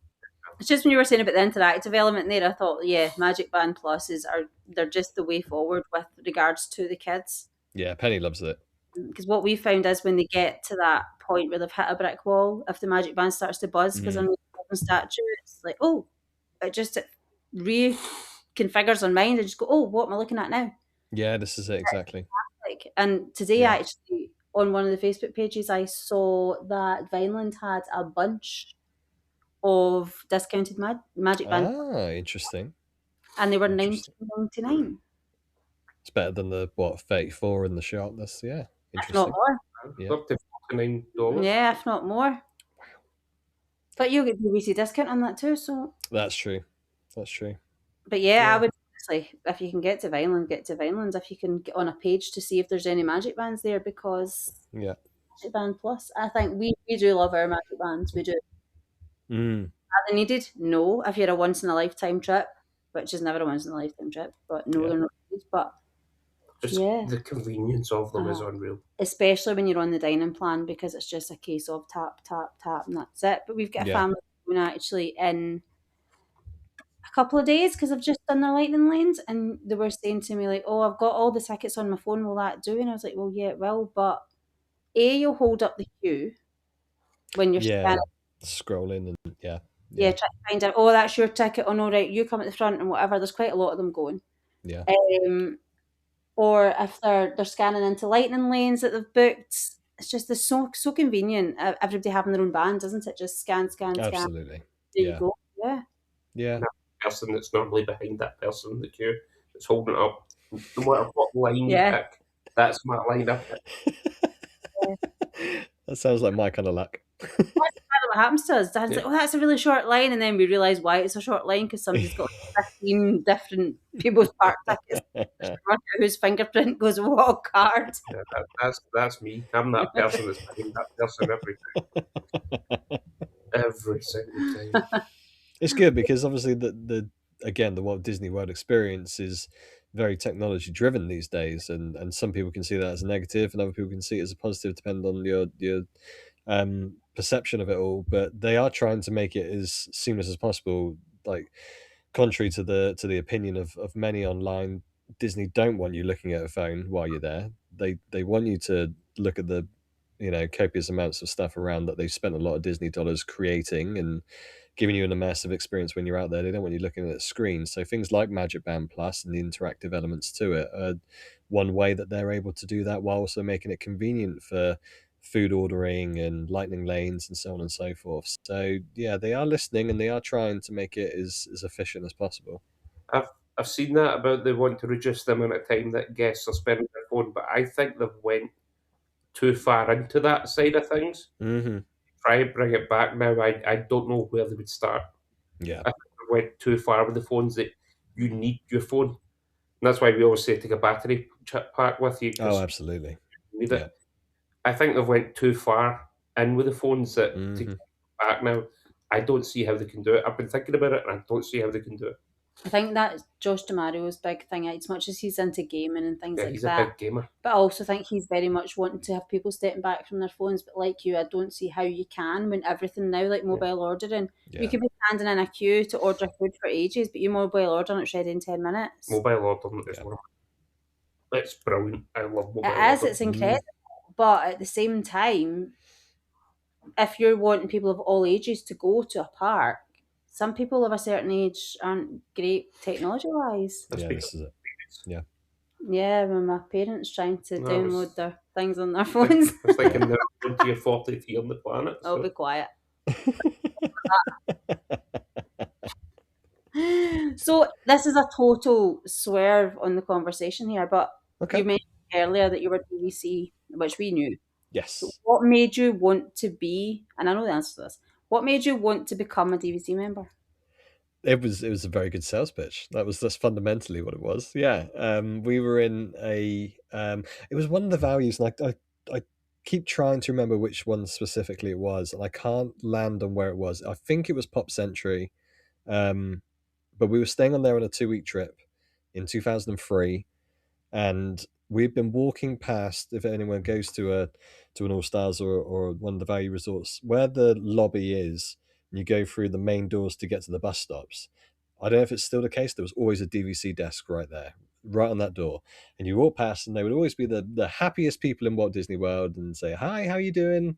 Have a magical day," so on and so forth. And then one day, I, stupidly, as my parents would have said at the time, walked over and started looking at the brochure, just as a I don't know how old I must have been, in mid-teens, and I started looking at it. And of course, then the parent has to come over and be like, "Okay, what are you doing? Like, we're heading to a park," and that was my dad. And he got just as suckered as I did looking at this brochure. And of course, the chap on the desk said, "Do you know what? No obligation. You can get in this red van," as it was at the time, and we can take you to this new DVC resort we're building currently, and we can just show you what it looks like." And we were on a rest day, or as close as a rest day as you can get in Walt Disney World, and we said, "Do you know what? Let's just go and have a look at it." They offered us a free ice cream, but why not? Let's go get a free ice cream. And we went there, and we went to Saratoga. It was a 60% built Saratoga. As far as the DVC resort, they were knocking down the Disney Institute that was there at the time, and they were building up resorts where all of the different buildings used to be. So it was a construction site for the most part. We went in there, and they took us into a model 2-bed, and then they took us into a model 3-bed. They took us into the studios, spoke about it, and when they started crunching numbers, then of course our conversation between myself and my father was very much like, "Well, we do come here every other year, and we're paying out to come here every other year, and I kind of like the look of this place. Crunch numbers, and we got to a point where my parents spoke to each other. My mum was very hesitant, very hesitant. But after a certain amount of persuasion by probably myself alongside my dad, they decided to sign on the dotted line. And then I noticed very quickly that this is where I wanted to be going forward when my family came into the fold. Um, so 2 years later, when we went back, we discussed about add-ons and how much that would cost. I ended up getting a 100-point contract myself, via bank loans at the time, because it was a better APR than what Disney would get you, and that's probably still a tip if you're going to go direct. Look at the APR over here as well as what the Disney finance would be if you are going to do it on finance. And it made sense. It was as a 21-year-old at the time when I signed, it was certainly a financial burden for a 21-year-old. Not many 21-year-olds are paying for Disney timeshare at that age. But it was one of those things that I saw an investment in holidays moving forward, and in the 5 years of my loan period being paid off, my finance being paid off, and the DVC being paid off. Since then, we've had multiple trips where all I've had to pay for is the annual maintenance dues, which is just a tiny portion of what it would have been if we were paying for, say, a package holiday, or certainly if we were paying cash money for a deluxe resort. I would absolutely never have stepped into a deluxe resort given the cost of what they are these days if it wasn't for being a DVC member and being able to experience these places for the amount of years that I've been able to do because of DVC has just been a blessing in disguise, really. It's been the magic of Disney being a part of DVC as well. So yeah, I've said it on our podcast before. I've said it in chats to yourselves and other people. As far as Disney decisions are concerned, it's the best Disney decision I think I've ever made. Yeah, I don't think we've ever heard of someone joining the DVC and regretting their life choice. No. Mm-hmm. And I think an important point you made there was you saw it for your family going forward that you pretty much didn't want to go anywhere else on holiday. And I think that's what's really hit with me and Ashley. That's ours, yeah. We don't really want to go anywhere on holiday. So I think next year when we go, we'll probably sign the dotted line for I think DVC. had we not have been hit with what we were hit with in the last year, year and a bit with me, we would have signed on the dotted line the last time we were there. Yeah. But obviously the uncertainty of going, like when I'm going back to work and things, that's the reason why we didn't. And yes, we did have a sensible head on at this point. Sometimes it's hard to have a sensible head on when you're in Disney, but when you think, God, this is a lot of money, and as much as we're saying it's a lot of money initially, in the long run it's not, because what we would be paying in DVC is 3 holidays to Disney. That's what it usually shakes out to be when you're talking to people. Even now, and it was back then as well, given inflation, it's free trips. And what you've paid for a DVC contract, be it around 150 points to get yourself in the club, you're then reaping the rewards after that third trip. And something that I think it was Kev in Brit's Guide to DVC said to me a long time ago, and I absolutely agree with him, is when you're paying for a package holiday these days, once you've paid for everything in the package holiday, you've gone and experienced it, you've had the most magical time. Once you've come home, that's it, it's reset. You've got to now start saving up for that next package holiday to get you back to the magic, because like we said, one and done doesn't happen often. Once you've tasted this, you want more. So buying yourself a DVC contract enables you to have that next opportunity. When you come home and you've spent that amount of money, you have the ability to go again because you've already front loaded that payment for that next trip and the trips to come. So it's an investment. It's a financial investment for sure for listeners. You have to take that into consideration. It is a lot of money, especially now to go direct. There are options out there for resale markets. Resale markets do come with restrictions, so it depends on what you want to get out of your DVC. It takes a lot of research. It takes a lot of speaking to people who are members, and people who are members may have different views on how they came in. Like, for instance, for me, I like I said, I'm nearly a 20-year-old member now. So how you would go about becoming a DVC member now is fundamentally different to what it was in 2007.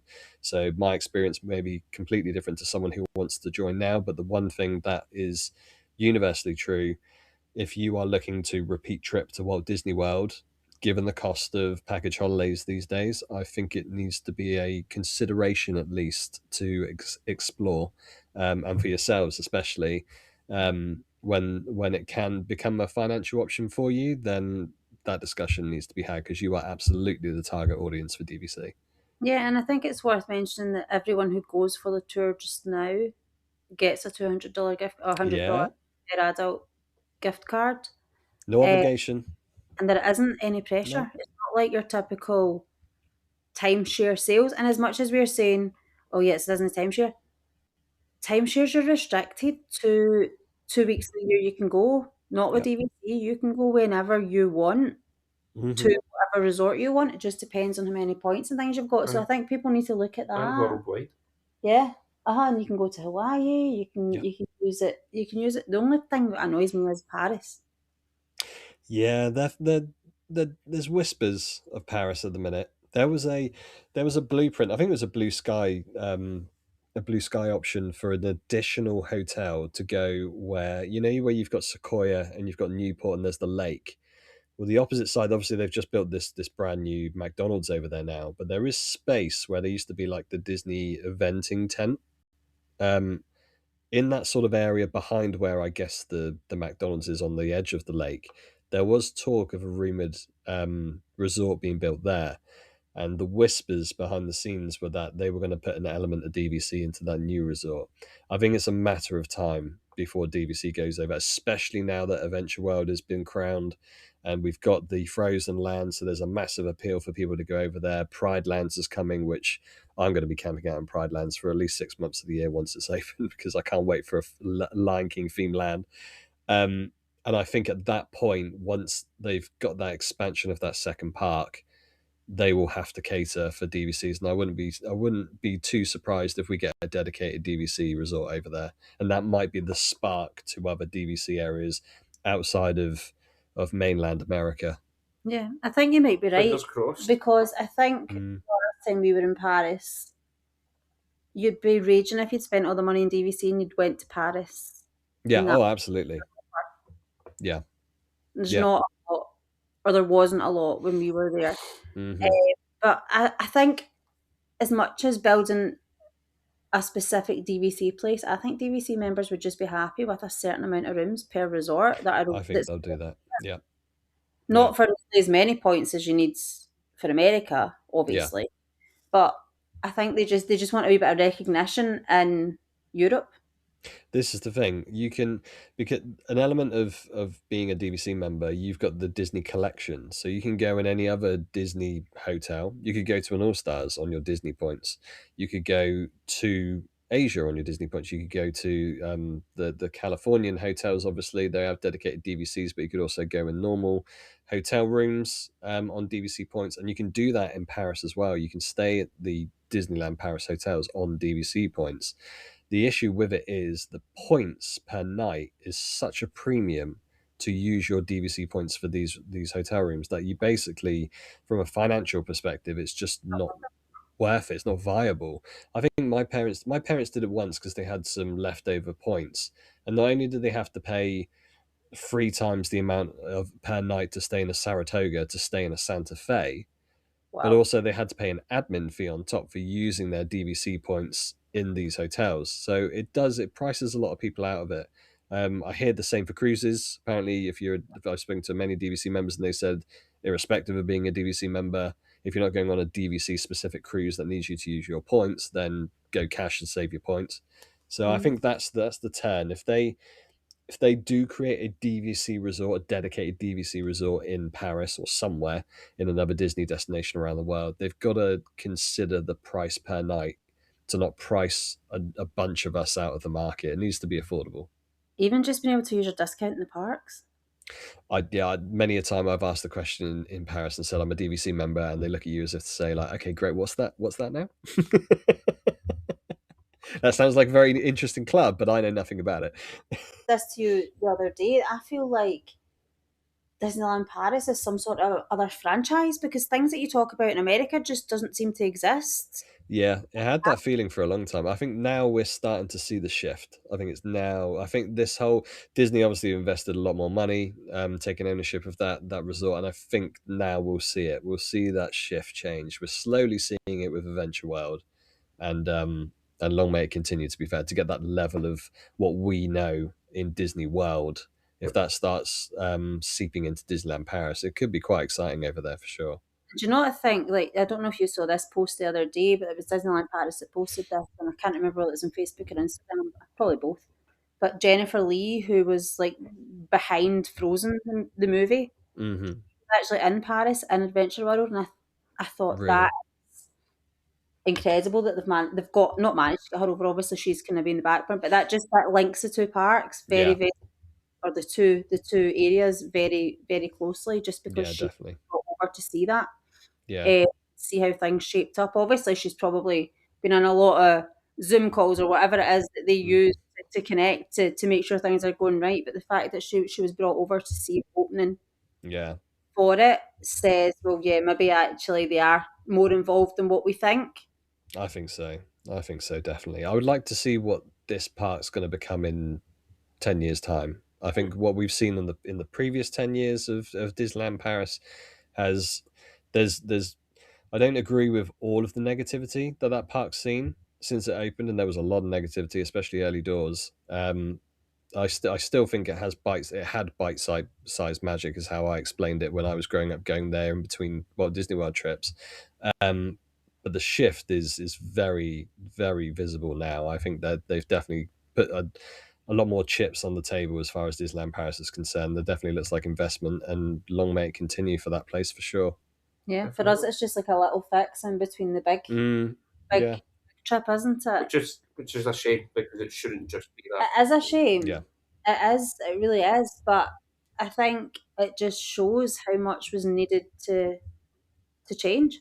yeah, absolutely. Yeah, yeah. But yeah, it's exciting. And I also seen today that you can post a postcard from Arendelle for €5. Oh, really? Wow. Okay. Yeah, it's little things like that which, like, you wouldn't have seen that in Disneyland Paris No. before. Like late 90s, early 2000s, it was like, yeah, there's a Disney themed park, I guess is the way to awkwardly describe it. There were elements of it which felt like a theme park which had Disney elements in it. And it's wrong because it stands it's alone itself. It's an independent Disney resort, and I get that.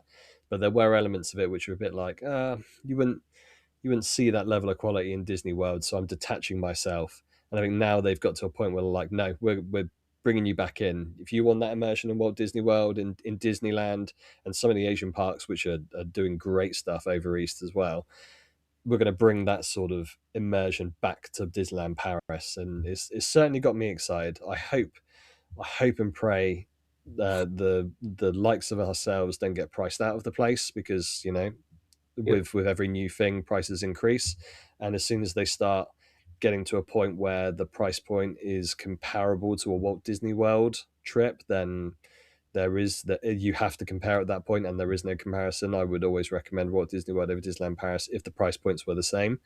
But if they can get the price point right, then they're going to get a lot of people flooding into Paris for sure. And I think that's what puts us off Paris more as well. Like that's the amount of money we spend for 4 days in Paris is half of our Walt Disney World trip. Has to be a consideration now, right? Yeah, it does. So Yeah. you get 2 weeks compared to 4 days. Like what? Yeah, yeah. Like I said, I like sunshine, and that's an unpredictable element of your Disney Paris Oh no, it really is. compared to Florida. January we had to go back and put extra layers on because we were so cold. Like that's not Disney. Yeah, no, I know what you mean. It was magical to see the castle with snow, though, I was just wasn't about to it? say that, to see a castle, a Disney castle. Yes. It was Yeah, that pretty was special. spectacular. The only Yeah. downside to that was they then weren't selling the champagne outside the front of the castle because there was snow. In Because case it we was so fell. cold. Yeah. It's a health risk now. So I was a wee bit gutted about that. Didn't get that photograph, the beautiful picture of the champagne glass in front of the castle, did we? Because they just weren't selling it. Oh, that's what ChatGPT's for now, right? Yeah, let's just put this picture in front of it. Oh my god, that's crazy. Right, now we're on to your favourites. And I think after Okay. speaking to you for as long as we have, and I don't just mean during this podcast, but I just mean in general, another thing we know all the answers to, but what are your favourites and why are they your favourites? So basically your favourite ride. Favorite ride. My favorite, if I could only ride one more Disney attraction, I would probably go. See, I may even have said Rock and Roller Coaster if Aerosmith was still around, just because I love hearing Steve Tyler scream while I'm going down a roller coaster. But since that's no longer a thing, I think I would say at this moment in time, I would say Soarin'. And I know it's not for everyone, and I know there's an element of nostalgia in it for me, but there's something about starting an Epcot trip on Soarin' that starts the trip off right for me. I do think that is my favorite currently. I know that's probably going to change this year with other options such as the one we mentioned earlier. It definitely will. And do you know what I think? Like we were standing in the line for Soaring, not the last, it was a couple of trips ago. And do you know that the intro, the pre-ride show type thing, and you're sitting Yeah, I love it. Who's that voice? And I'm going, Darren, I don't know. That's really annoying me. Who is that voice? I know who the voice is, by the way. You know who it is. Just the way you said that there. No, you were just trying the one and only. You were trying to get me to work out who this was. I'm thinking, I know that voice. How do I not know that voice? And then obviously he was talking about Family Guy, and I was like, that's who I know the voice from. Can I watch that pre-show now without thinking of Family Guy? No. Yeah, it's true. It is true. And Kronk, obviously, as well, which is, I'm a massive Emperor's New Groove fan, so. But do you not think somebody just ruins it? It just ruins everything for you, doesn't it? I do love that ride. I do love it. I love the pre-show. I love everything they've got about that.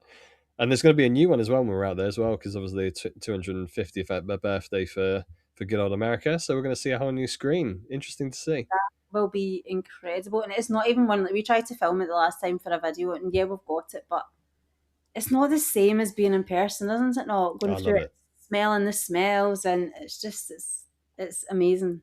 It is. It is. Such nostalgic, right? I bet you if some people were to go on that, they would be like, "Oh, is that it?" Oh, they do. I know. I see it and I hear it for sure. It will always be, if it's not top, it's the top three for me for sure. But that's the one I always look forward to when I go there. I can't even put Rise in the same category as any other ride, because that will always be the one that is as Kev said many a times on podcasts that I've been involved. It's an experience. It's on its own. Star Wars fan, Rise of the Resistance will always be the be all and end all. But as far as a Disney attraction that's comparable to others, then I just love Soarin'. I love that feeling of it. I think it's great. Flight of Passage, again, a ride that I couldn't get on for many years, but I got on in 2024, has a very similar feeling when I'm on that sort of simulation of being in the air and flying, and obviously what you see in front of you on that Avatar ride is phenomenal as well. So any sort of ride like that, I love. I think with regards to Soaring as well, like unless you've got someone's feet dangling in front of you, you've not experienced it properly. No, absolutely, yeah. That top, you're missing out because you need feet. I don't think they really understand that, do they, until they ride it? No, it's true. It is. It's a rite of passage seeing, someone else's feet dangling above your head. Just falling because I've not taken it off. What is your favourite show? Favorite show? I'm a massive Lion King fan. I'm a massive Animal Kingdom fan, as you guys know. The Festival of Lion King is phenomenal. I grew up as a huge Lion King fan. Hearing the songs, seeing the kiddos now enjoying it, and Penny dancing along to it when she was dancing along to it the 2 times she's done it, and I can't wait for Noah to do the same this time. So I think show-wise, daytime show especially, Festival of Lion King will top it. The Nemo show doesn't get the recognition it deserves, I don't think, as well in Animal Kingdom because of how good Festival of Lion King is. I think the Nemo show is phenomenal as well. I love the puppetry and the music, but I think Festival of Lion King shaves it for me.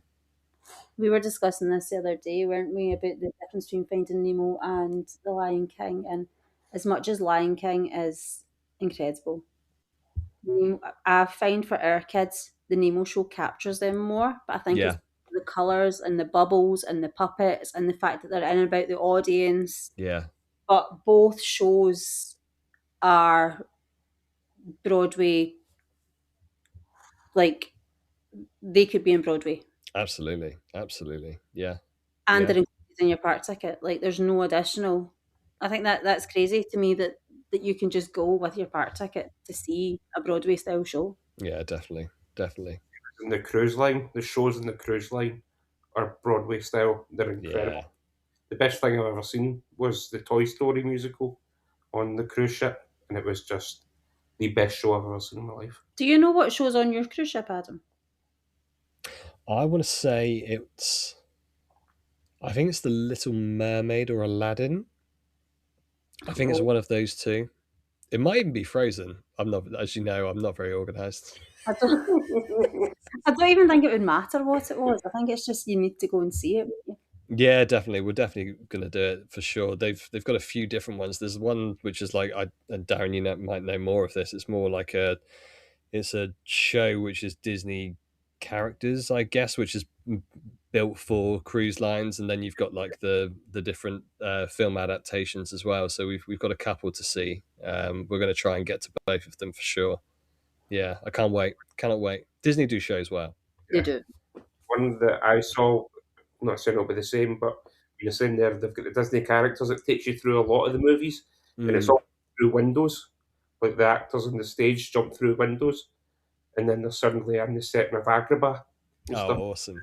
It's so difficult to explain, but it's so well done. So And it's one of these ones that you can't really see in advance because they're not allowed to film it. Yeah, this is it. Yeah, going in blind. Yeah, You're going yeah, in and not having a clue what you're going in to see, and that just makes it.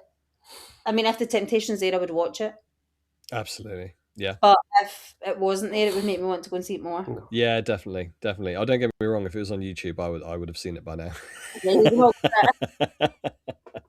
Ah, But shows in general, I don't think I think shows, especially in parks, I don't think it gets the recognition they deserve. I haven't sat down in a show in a Disney park, and I also include Disneyland Paris, where I think Disneyland Paris do a phenomenal job with their shows. Their Lion King show in Disneyland Park is incredible, and I implore anyone who goes over to Disneyland Paris to watch Rivers of the Pride Lands. It's brilliant.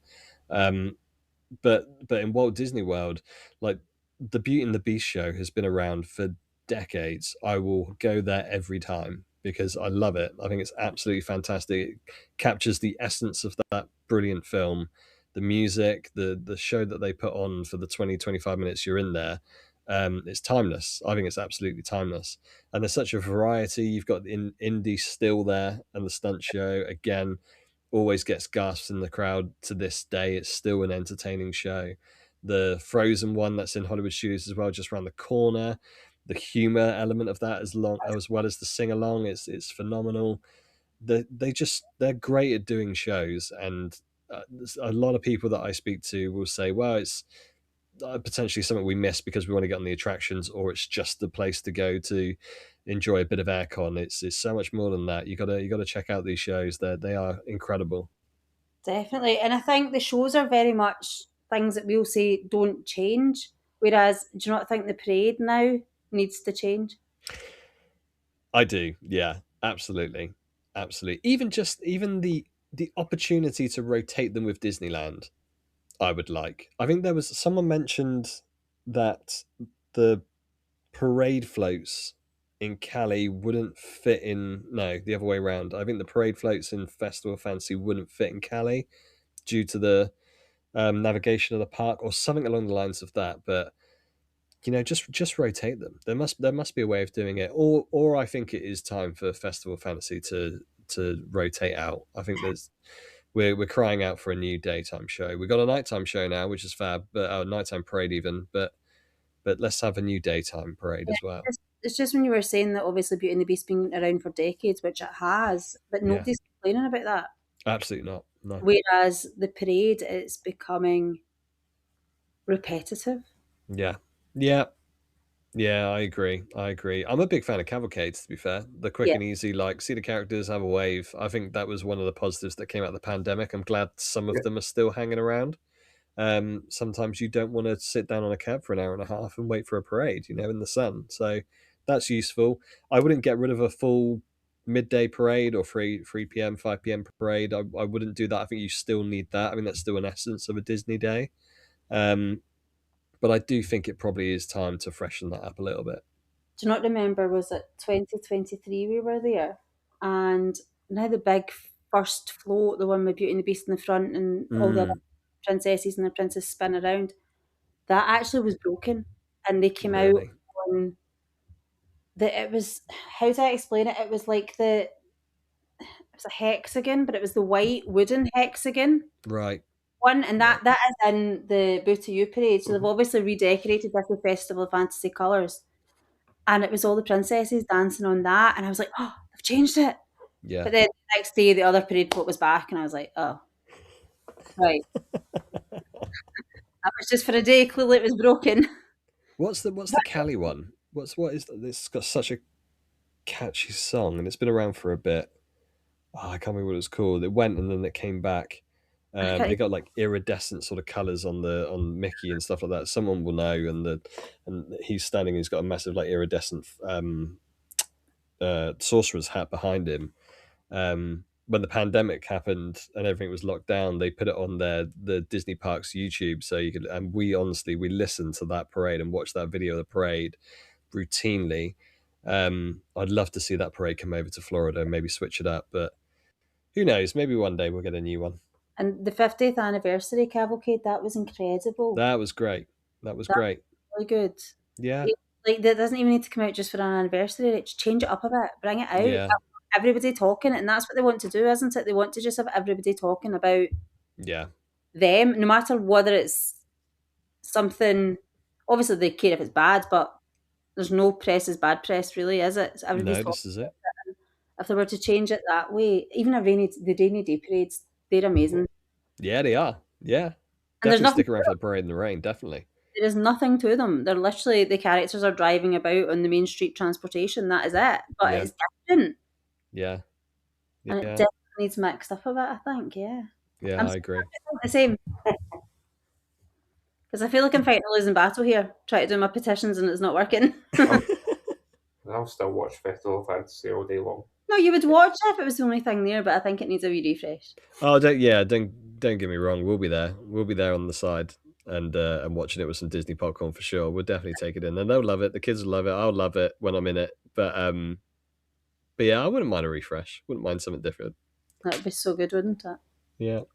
Imagine what they could do with all these new characters that they've brought in as well. Well, this is it. Since Festival of Fantasy's been around, there's been a whole host of new IPs. And do you know what I'd love to see? I know, obviously, we have a love for the character. I'd love to see a Lilo and Stitch float. Yep.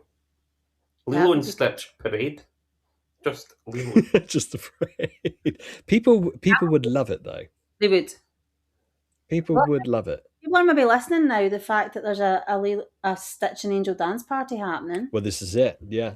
Yeah. This is the start. Well, as we talked about, Adam, $4 billion in 1 year. $4 billion. Merchandise. They've got to listen somewhere. That's another thing, the Halloween party. Stitch dressed as Elvis. Yeah. Yeah. Got to be seen. Got to be. I mean, he's outside now. He used to be inside, so anyone can now see him. Yeah. But, it's incredible to see that one. Yeah, it's got to be done. Yeah, definitely. Penny will lose it for sure. And she'll be like, who's Elvis? Yeah, she probably would. Elvis beforehand. What's your favourite park? We know the answer. My favourite part, it does rotate, so I might shock you, but Animal Kingdom is always close to my heart. It is, and it may be, in transition at this moment in time. So it may not be the park that it was once. It will become the park that it was once, and hopefully better when Tropical Americas comes along again. A lot of it is nostalgia. We're massive animal fans just in the household. Like I said, Lion King growing up, my favorite Disney films, if I look back over time, all have an element of Animal Kingdom, with Lion King, Jungle Book, those sort of films. I love the conservation element of it as well. I hope they never lose it. I know there's concerns of maybe the message of Animal Kingdom being diminished with potential IPs, but I think if you use those IPs correctly, you can only enhance the conservation message, and I hope that's where they'll go with it. I'm sure it will be. I love the feel there. I love the food. I love the sound. I love the smells. I love the parade when they used to have a parade there as well, but that's unfortunately gone. It's one of those places that you can put me there every day, and I would happily just walk around it. I wouldn't need to go on an attraction. I could just walk around that park and fill my day up, and I would be Disney happy. And don't get me wrong, I can do the same in any other park, but nothing will make me feel as happy as strolling around Animal Kingdom. It's a beautiful park. What makes you, or how do you feel when people say that Animal Kingdom's a half-day park? I can see why people will say it, and I can see why people will say it if your main drive is attractions. If your main drive is going to a Disney theme park and you want to be on Disney rides, then I see why people say you could be done by midday, especially now, right? With losing a full land. I can see it. It doesn't have, like you said, the 3 o'clock parade for hanging around for. It doesn't have the nighttime spectacular, obviously, for animals' sakes. So I can see why people say, do you know what? I'm pretty much done and dusted by 1, 2 o'clock in the afternoon. I would counter that with there's time for you to go to a lounge and enjoy a bit of relaxation time. There's time for you to walk around the treks and take in the message of not only just going from each section to say, there's an animal I need to see, there's another animal I need to see, and now I've done the trek. Speak to the cast members that are there about how they're looking after these animals and what they're doing for the conservation effort for the animals in the wild. The safari, for me, I would do the safari 2 or 3 times in a day, maybe in the morning, maybe in an afternoon, and certainly towards park close, because every time you go on a safari, it's a different experience. Pandora will have you waiting for a couple of hours with Flight of Passage, and sometimes Navi can take that as well. So I can counter it with arguments. I can appreciate why people, it might not be their cup of tea. But for me, it's something that I could happily fill 2 weeks with, and not just a day. Yeah, I think ever since we've been to Animal Kingdom for the DVC Moonlight Magic, seeing that park in a different light at night time was incredible. It is. It's beautiful at night, isn't it? Gorgeous. And we hadn't done it at night. I think the time that we'd planned to do it at night was during the hurricane. Yeah. So you fill your other days, don't you? And you never get round to going back to it. And I think when you go in the summer, you don't really see that as well because it gets dark so late and the park obviously closes early. But it's beautiful. It is. Yeah. And I don't think people appreciate it. Did you see the Tree of Life Awakening that they did in the dark as well? That is like projections on icons in Disney parks. They've nailed that. And in Epcot with Spaceship Earth, but especially with the Tree of Life, that show that they do on rotation is just beautiful. Have they seen what they've built around the Tree of Life though? No, oh, the canopy on the other side. I haven't seen it yet. I haven't. It just loses it. Really? They better not mess with my Tree of Life. It's pointless. Completely and utterly pointless. There's obviously a reason for it, but I don't get it. Is it the queue area for the Zootopia show? Is that what it is? Is that why they're trying to get shade in? It's not even shade because it's mesh. Yeah, I don't know. Interesting. I don't understand it. I don't know whether they've maybe had birds trying to swoop down. I don't know. There's it could be. But it's just it. If you look at the tree in a certain angle, you can't see it. But most other angles, you can see it, and it's like, well, right.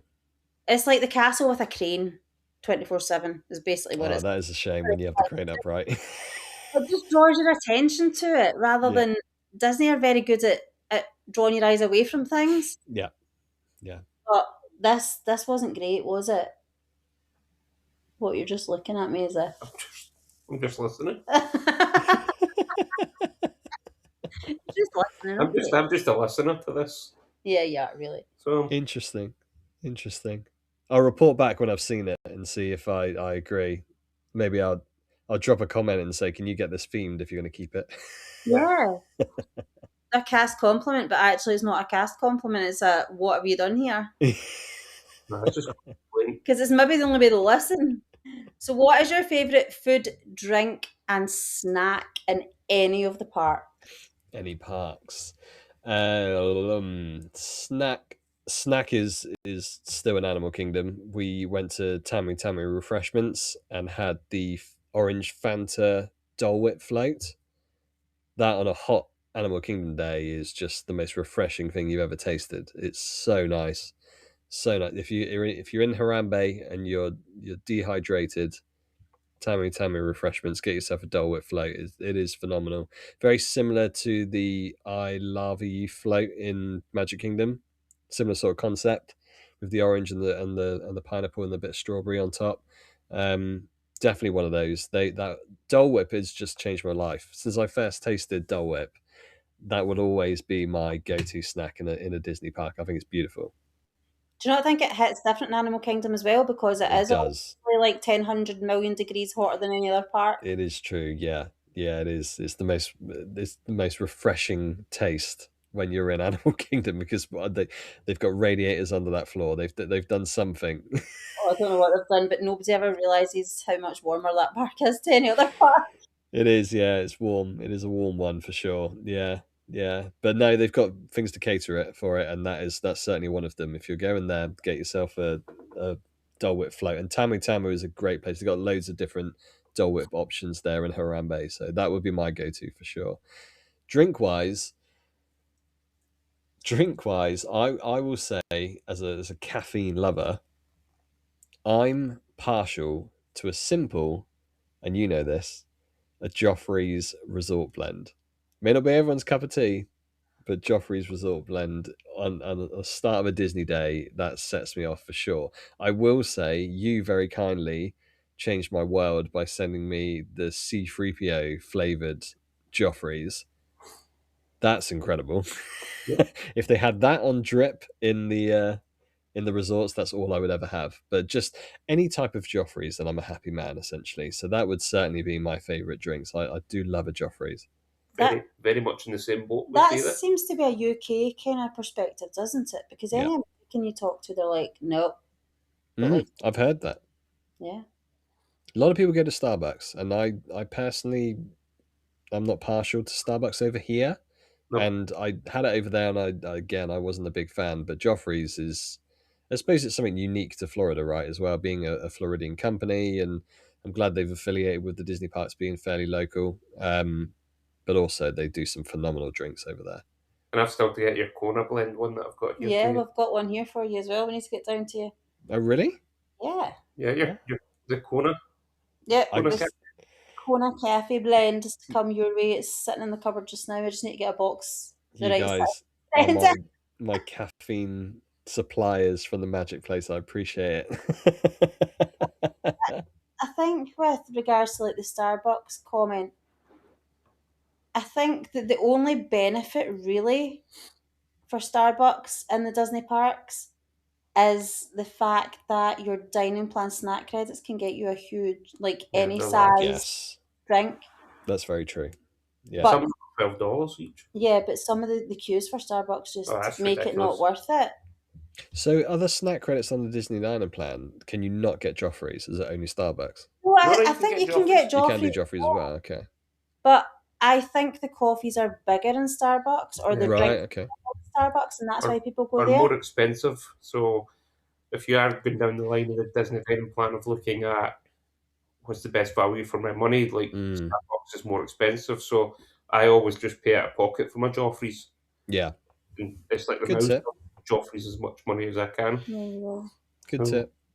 But I think with the kids as well, the kids just love, I don't know if it's a social media thing or what, but they love the thought of going to Starbucks. Yeah, the strawberry. Yeah, they've got good branding, right? They know what they're doing. Yeah, they do. And it's the whole, is it the strawberry acai refresher thing that our kids get? And obviously Joffrey's have got a version of it, but they tried it. And I don't know if it's because they knew it wasn't from Starbucks. They're like, no, I don't like that. Right, okay. But it didn't taste any different. I disowned them. But it just wasn't in a Starbucks cup. And I think it's the photographs, isn't it, that they see of people holding a Starbucks cup that makes Oh it, yeah, definitely. Yeah, well, you've got that, that's what I want. So it's the branding. They're clever. it is. It's definitely branding. It's definitely very clever marketing on their part. Yeah, Very clever. yeah. But to me, the queues for Starbucks inside the parks are just not worth it. No, no. I know what you mean. I know what you mean. I wouldn't queue that long for caffeine. Definitely not. But then, spoilt being on site Disney, you get Joffrey's on tap in your resort with your refillable mug. So that takes away the need for wanting to go to a Starbucks at the start of a park day, I guess. Yeah. See, But I think you would always try and find a Joffrey's, even if we weren't staying on site, wouldn't you? And go and get your first coffee as a Joffrey's. Rather, Mm, because Starbucks always seems to be one of the first places that you come across in the parks as well. It's very clever always. situated, isn't it? They know what they're doing. Yeah, they know what they're doing. Yeah. Very cleverly situated. And I'm actually surprised I've not got one at Caribbean Beach at Skyliner Hub and it's a Joffrey's that's there. Yeah, very true. you can come off down the back of the Skyliner. There's a wee hut. That's the Joffrey's hut though. Yeah, Joffrey's. That's what I said to you. I'm surprised they don't Yeah. have a All Starbucks right, okay, because okay. Sorry, I misheard. no, I'm surprised they don't have a Starbucks there because that is Yeah. seen as kind of hub area. So I'm happy there's Joffrey's. Yeah, definitely. is the donut. Our kids love the donuts as well. The big, Yeah. huge donuts the size of their heads from Joffrey's. Definitely, yeah. Yeah. Yeah, tasty. As far as meals concerned, we're not big sit down restaurant people because of the kiddo's age, and we're certainly not going to do this time around because Noah just doesn't sit still as a 3-year-old boy. But if I am thinking of meals that we've had in the past, and one that we are planning to do again this time, I love Garden Grill. Yeah. Love Garden Grill restaurant. I like the novelty of it being above a attraction in Epcot and rotating around it.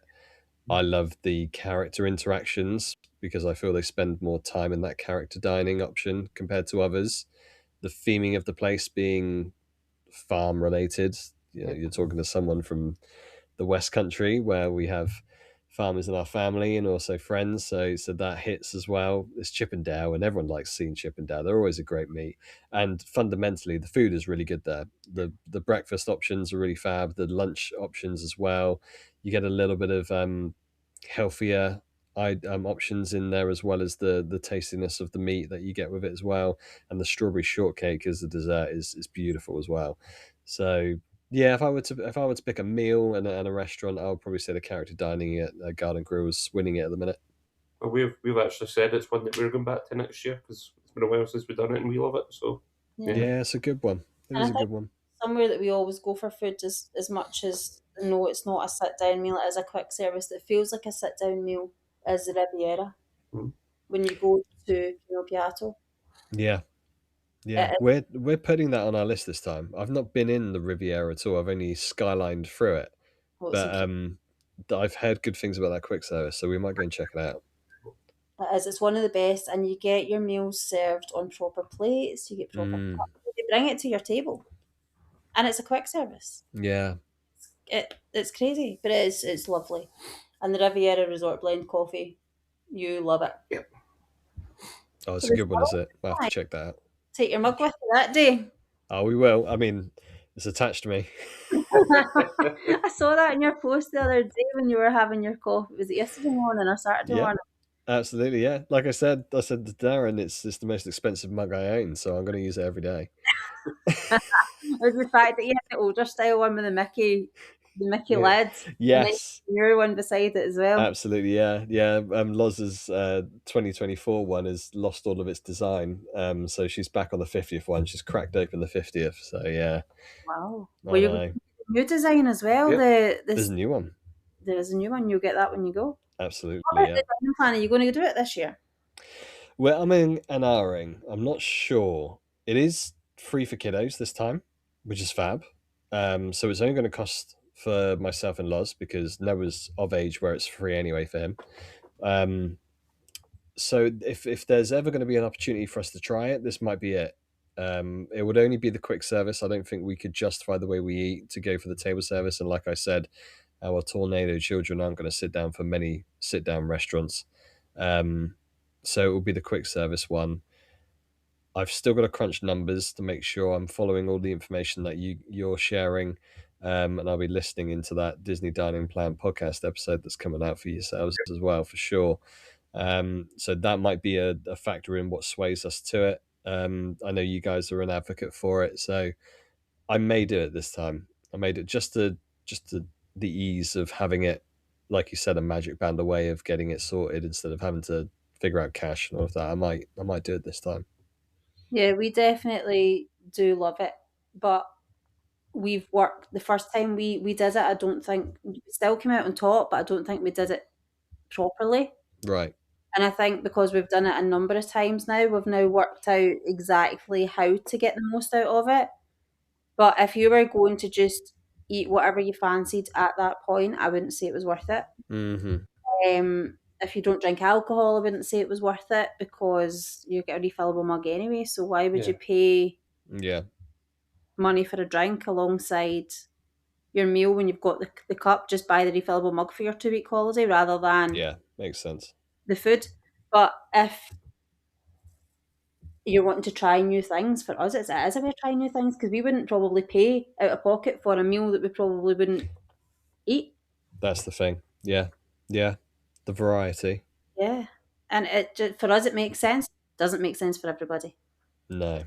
But like about this podcast, it's taken a long time for us to put this together because we want to get it right. Mm-hmm.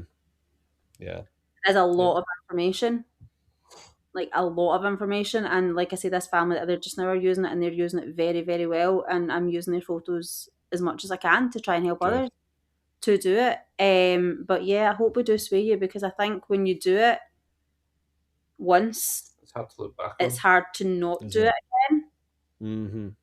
If that makes sense, because it does feel free. Girl math is free because you paid for it in advance. Yeah. It's then not coming out of your budget, your daily budget for food and drinks. And I think when you put it into, well, for us it's different obviously because we pay it as like a package holiday through Disney and we can pay it up. But when you're doing it the way that you're going to do it, it's going to be a case of, well, I need to pay it. Yeah, this is it. Yeah. So it always seems more. Mm-hmm. But it also depends on where you're going. If you're going into Magic Kingdom all day, every day, then dining plan isn't worth it. Yeah. But if you're going to other parks where you can get drinks or decent snacks, then it's totally worth it. It's Epcot where I guess it shines, isn't it? And I think that's the thing that's appealing to me. Yeah. And I don't think it would if you went when there wasn't a festival on. Yeah. There's not a lot of times where there's not a festival on. If you were going when there wasn't one on, you wouldn't really make the most in Epcot with a dining plan. But we always is Space 220 Lounge part of the quick service? No, see, they're very clever there, aren't they? Yeah. That entire restaurant is not included in anything, which is on any of them. Interesting. Not even sit down. You'd think they would make that as a 2 table. Yeah, maybe. There would be a 2. But no. And we've kind of ummed and ahed over the table service. We would never do it, but whether it's worth it or not. For us, table service, we don't eat enough to justify it. Same. But also the tips on top. Yeah, every time. Yeah. Oh, the time out your party. Yeah, the 2 hours to sit down for a sit-down meal is not worth it for us. Yeah, this is it. You got to factor in time. You are then set in stone where you're going when you're going because you can't have a table service plan and not book anything. Yeah. But also your 2 credit meals, most of them are only really worth 1.5 credits, not 2. So you're wasting money there as well. So it's trying to get that balance of what you like. If you like to sit down and eat really good meals, then go for it if that's what you would rather do. But there's plenty of other places you can go on holiday and do that. Yeah. Rather than Walt Disney World. And I think we've gone to show that it's not all just burgers and fries. Yeah, this is it. Exactly, yeah. And like you said, if you want to fill your holiday up with experiencing different meals they wouldn't necessarily buy out of your own pocket, then actually it's a really good way of doing it, isn't it? Definitely. Yeah. And I don't know. It's appealing. It's appealing. It's definitely not a no at the minute. I've still got a little bit of persuasion to go before it becomes a yes. We'll get there. We'll get there. Especially with the wee one who's now not, like, he's not really entitled to anything. Yeah, no, this is it. When you've both got two adult meals, most of the time for us, it's far too much for us. Oh, it is. Yeah. Whereas you're then sharing with him and you don't then need to pay out of pocket for him. Yeah, true. Very true. So you're really feeding 4 of you for the price of 2. Yeah. Don't So worry, we'll convince you yet. I'm already leaning towards the yes just by hearing statements like that. We'll be on the dining plan before we know it. You definitely will. Where can people follow along with your travel plans and your holiday? If anyone wants to follow along, we're in Devonshire Dis on Instagram, predominantly on Instagram. That's where I speak to people like yourselves, and people who want to come on and tell us all about their trips and so on and so forth. I get a lot of really interesting conversations in Insta. That's the social media platform that my lack of tech savviness can handle. I don't mind an Instagram. We are on TikTok, but I mean, as I've mentioned, if I've missed messages, it's not out of stubbornness. I just don't understand that app. So I apologize for anyone who's trying to get in contact with me on TikTok. I may not get back to you, but we are on TikTok. We've got a YouTube channel. Haven't really put anything on YouTube. We will potentially start putting more on YouTube, but like I said, if you're looking for a chat, if you're looking for a picture, or you're looking for a video every now and again, then you can find us on Insta. And podcasts, obviously. And yes, the Devonshire Dis podcast is a thing we post. At the moment, we're posting 2 episodes a month. One of the episodes we're posting is usually myself and Luz. We sit down on the sofa, a bit like you guys are doing now, and have a Disney chat. At the moment, we're going through a bit of a planning series, as we mentioned earlier, regarding the 2026 trip. This month coming up in May, we're at the Walt Disney World bubble stage. So we're going to be talking about all of our plans for the bubble. We previously had episodes for Vero Beach and the cruise, and also a little bit of information regarding DVC if you are interested. And then we have guest episodes. So your good selves have been guests, as I mentioned, on our thing, and you'll certainly be back on Devonshire Dis before we know it. I think we've got one lined up in a couple of months' time, so that's going to be interesting. Looking forward to that. Can't wait for that. Hopefully, it'll be more planning tips for people as well. So make sure you go and listen to that one. And yeah, just anyone who wants to share their magical memories made in Disney trips, then give me a shout, and you're more than welcome to join me for a bit of Disney waffle on the Devonshire Dis podcast. Yep. It is great to sit and spend time talking to you, isn't it? Because I think we're just so nostalgic and we're so like-minded that it just works, doesn't it? Definitely. Like we filled best part of 2 hours in a conversation. We could go on for 2-3 more because we like the nostalgia, and we like our Disney parks in a very similar way. And we only had 6 questions, and that's been 2 hours. I know, and I could go on, and I know you guys could as well.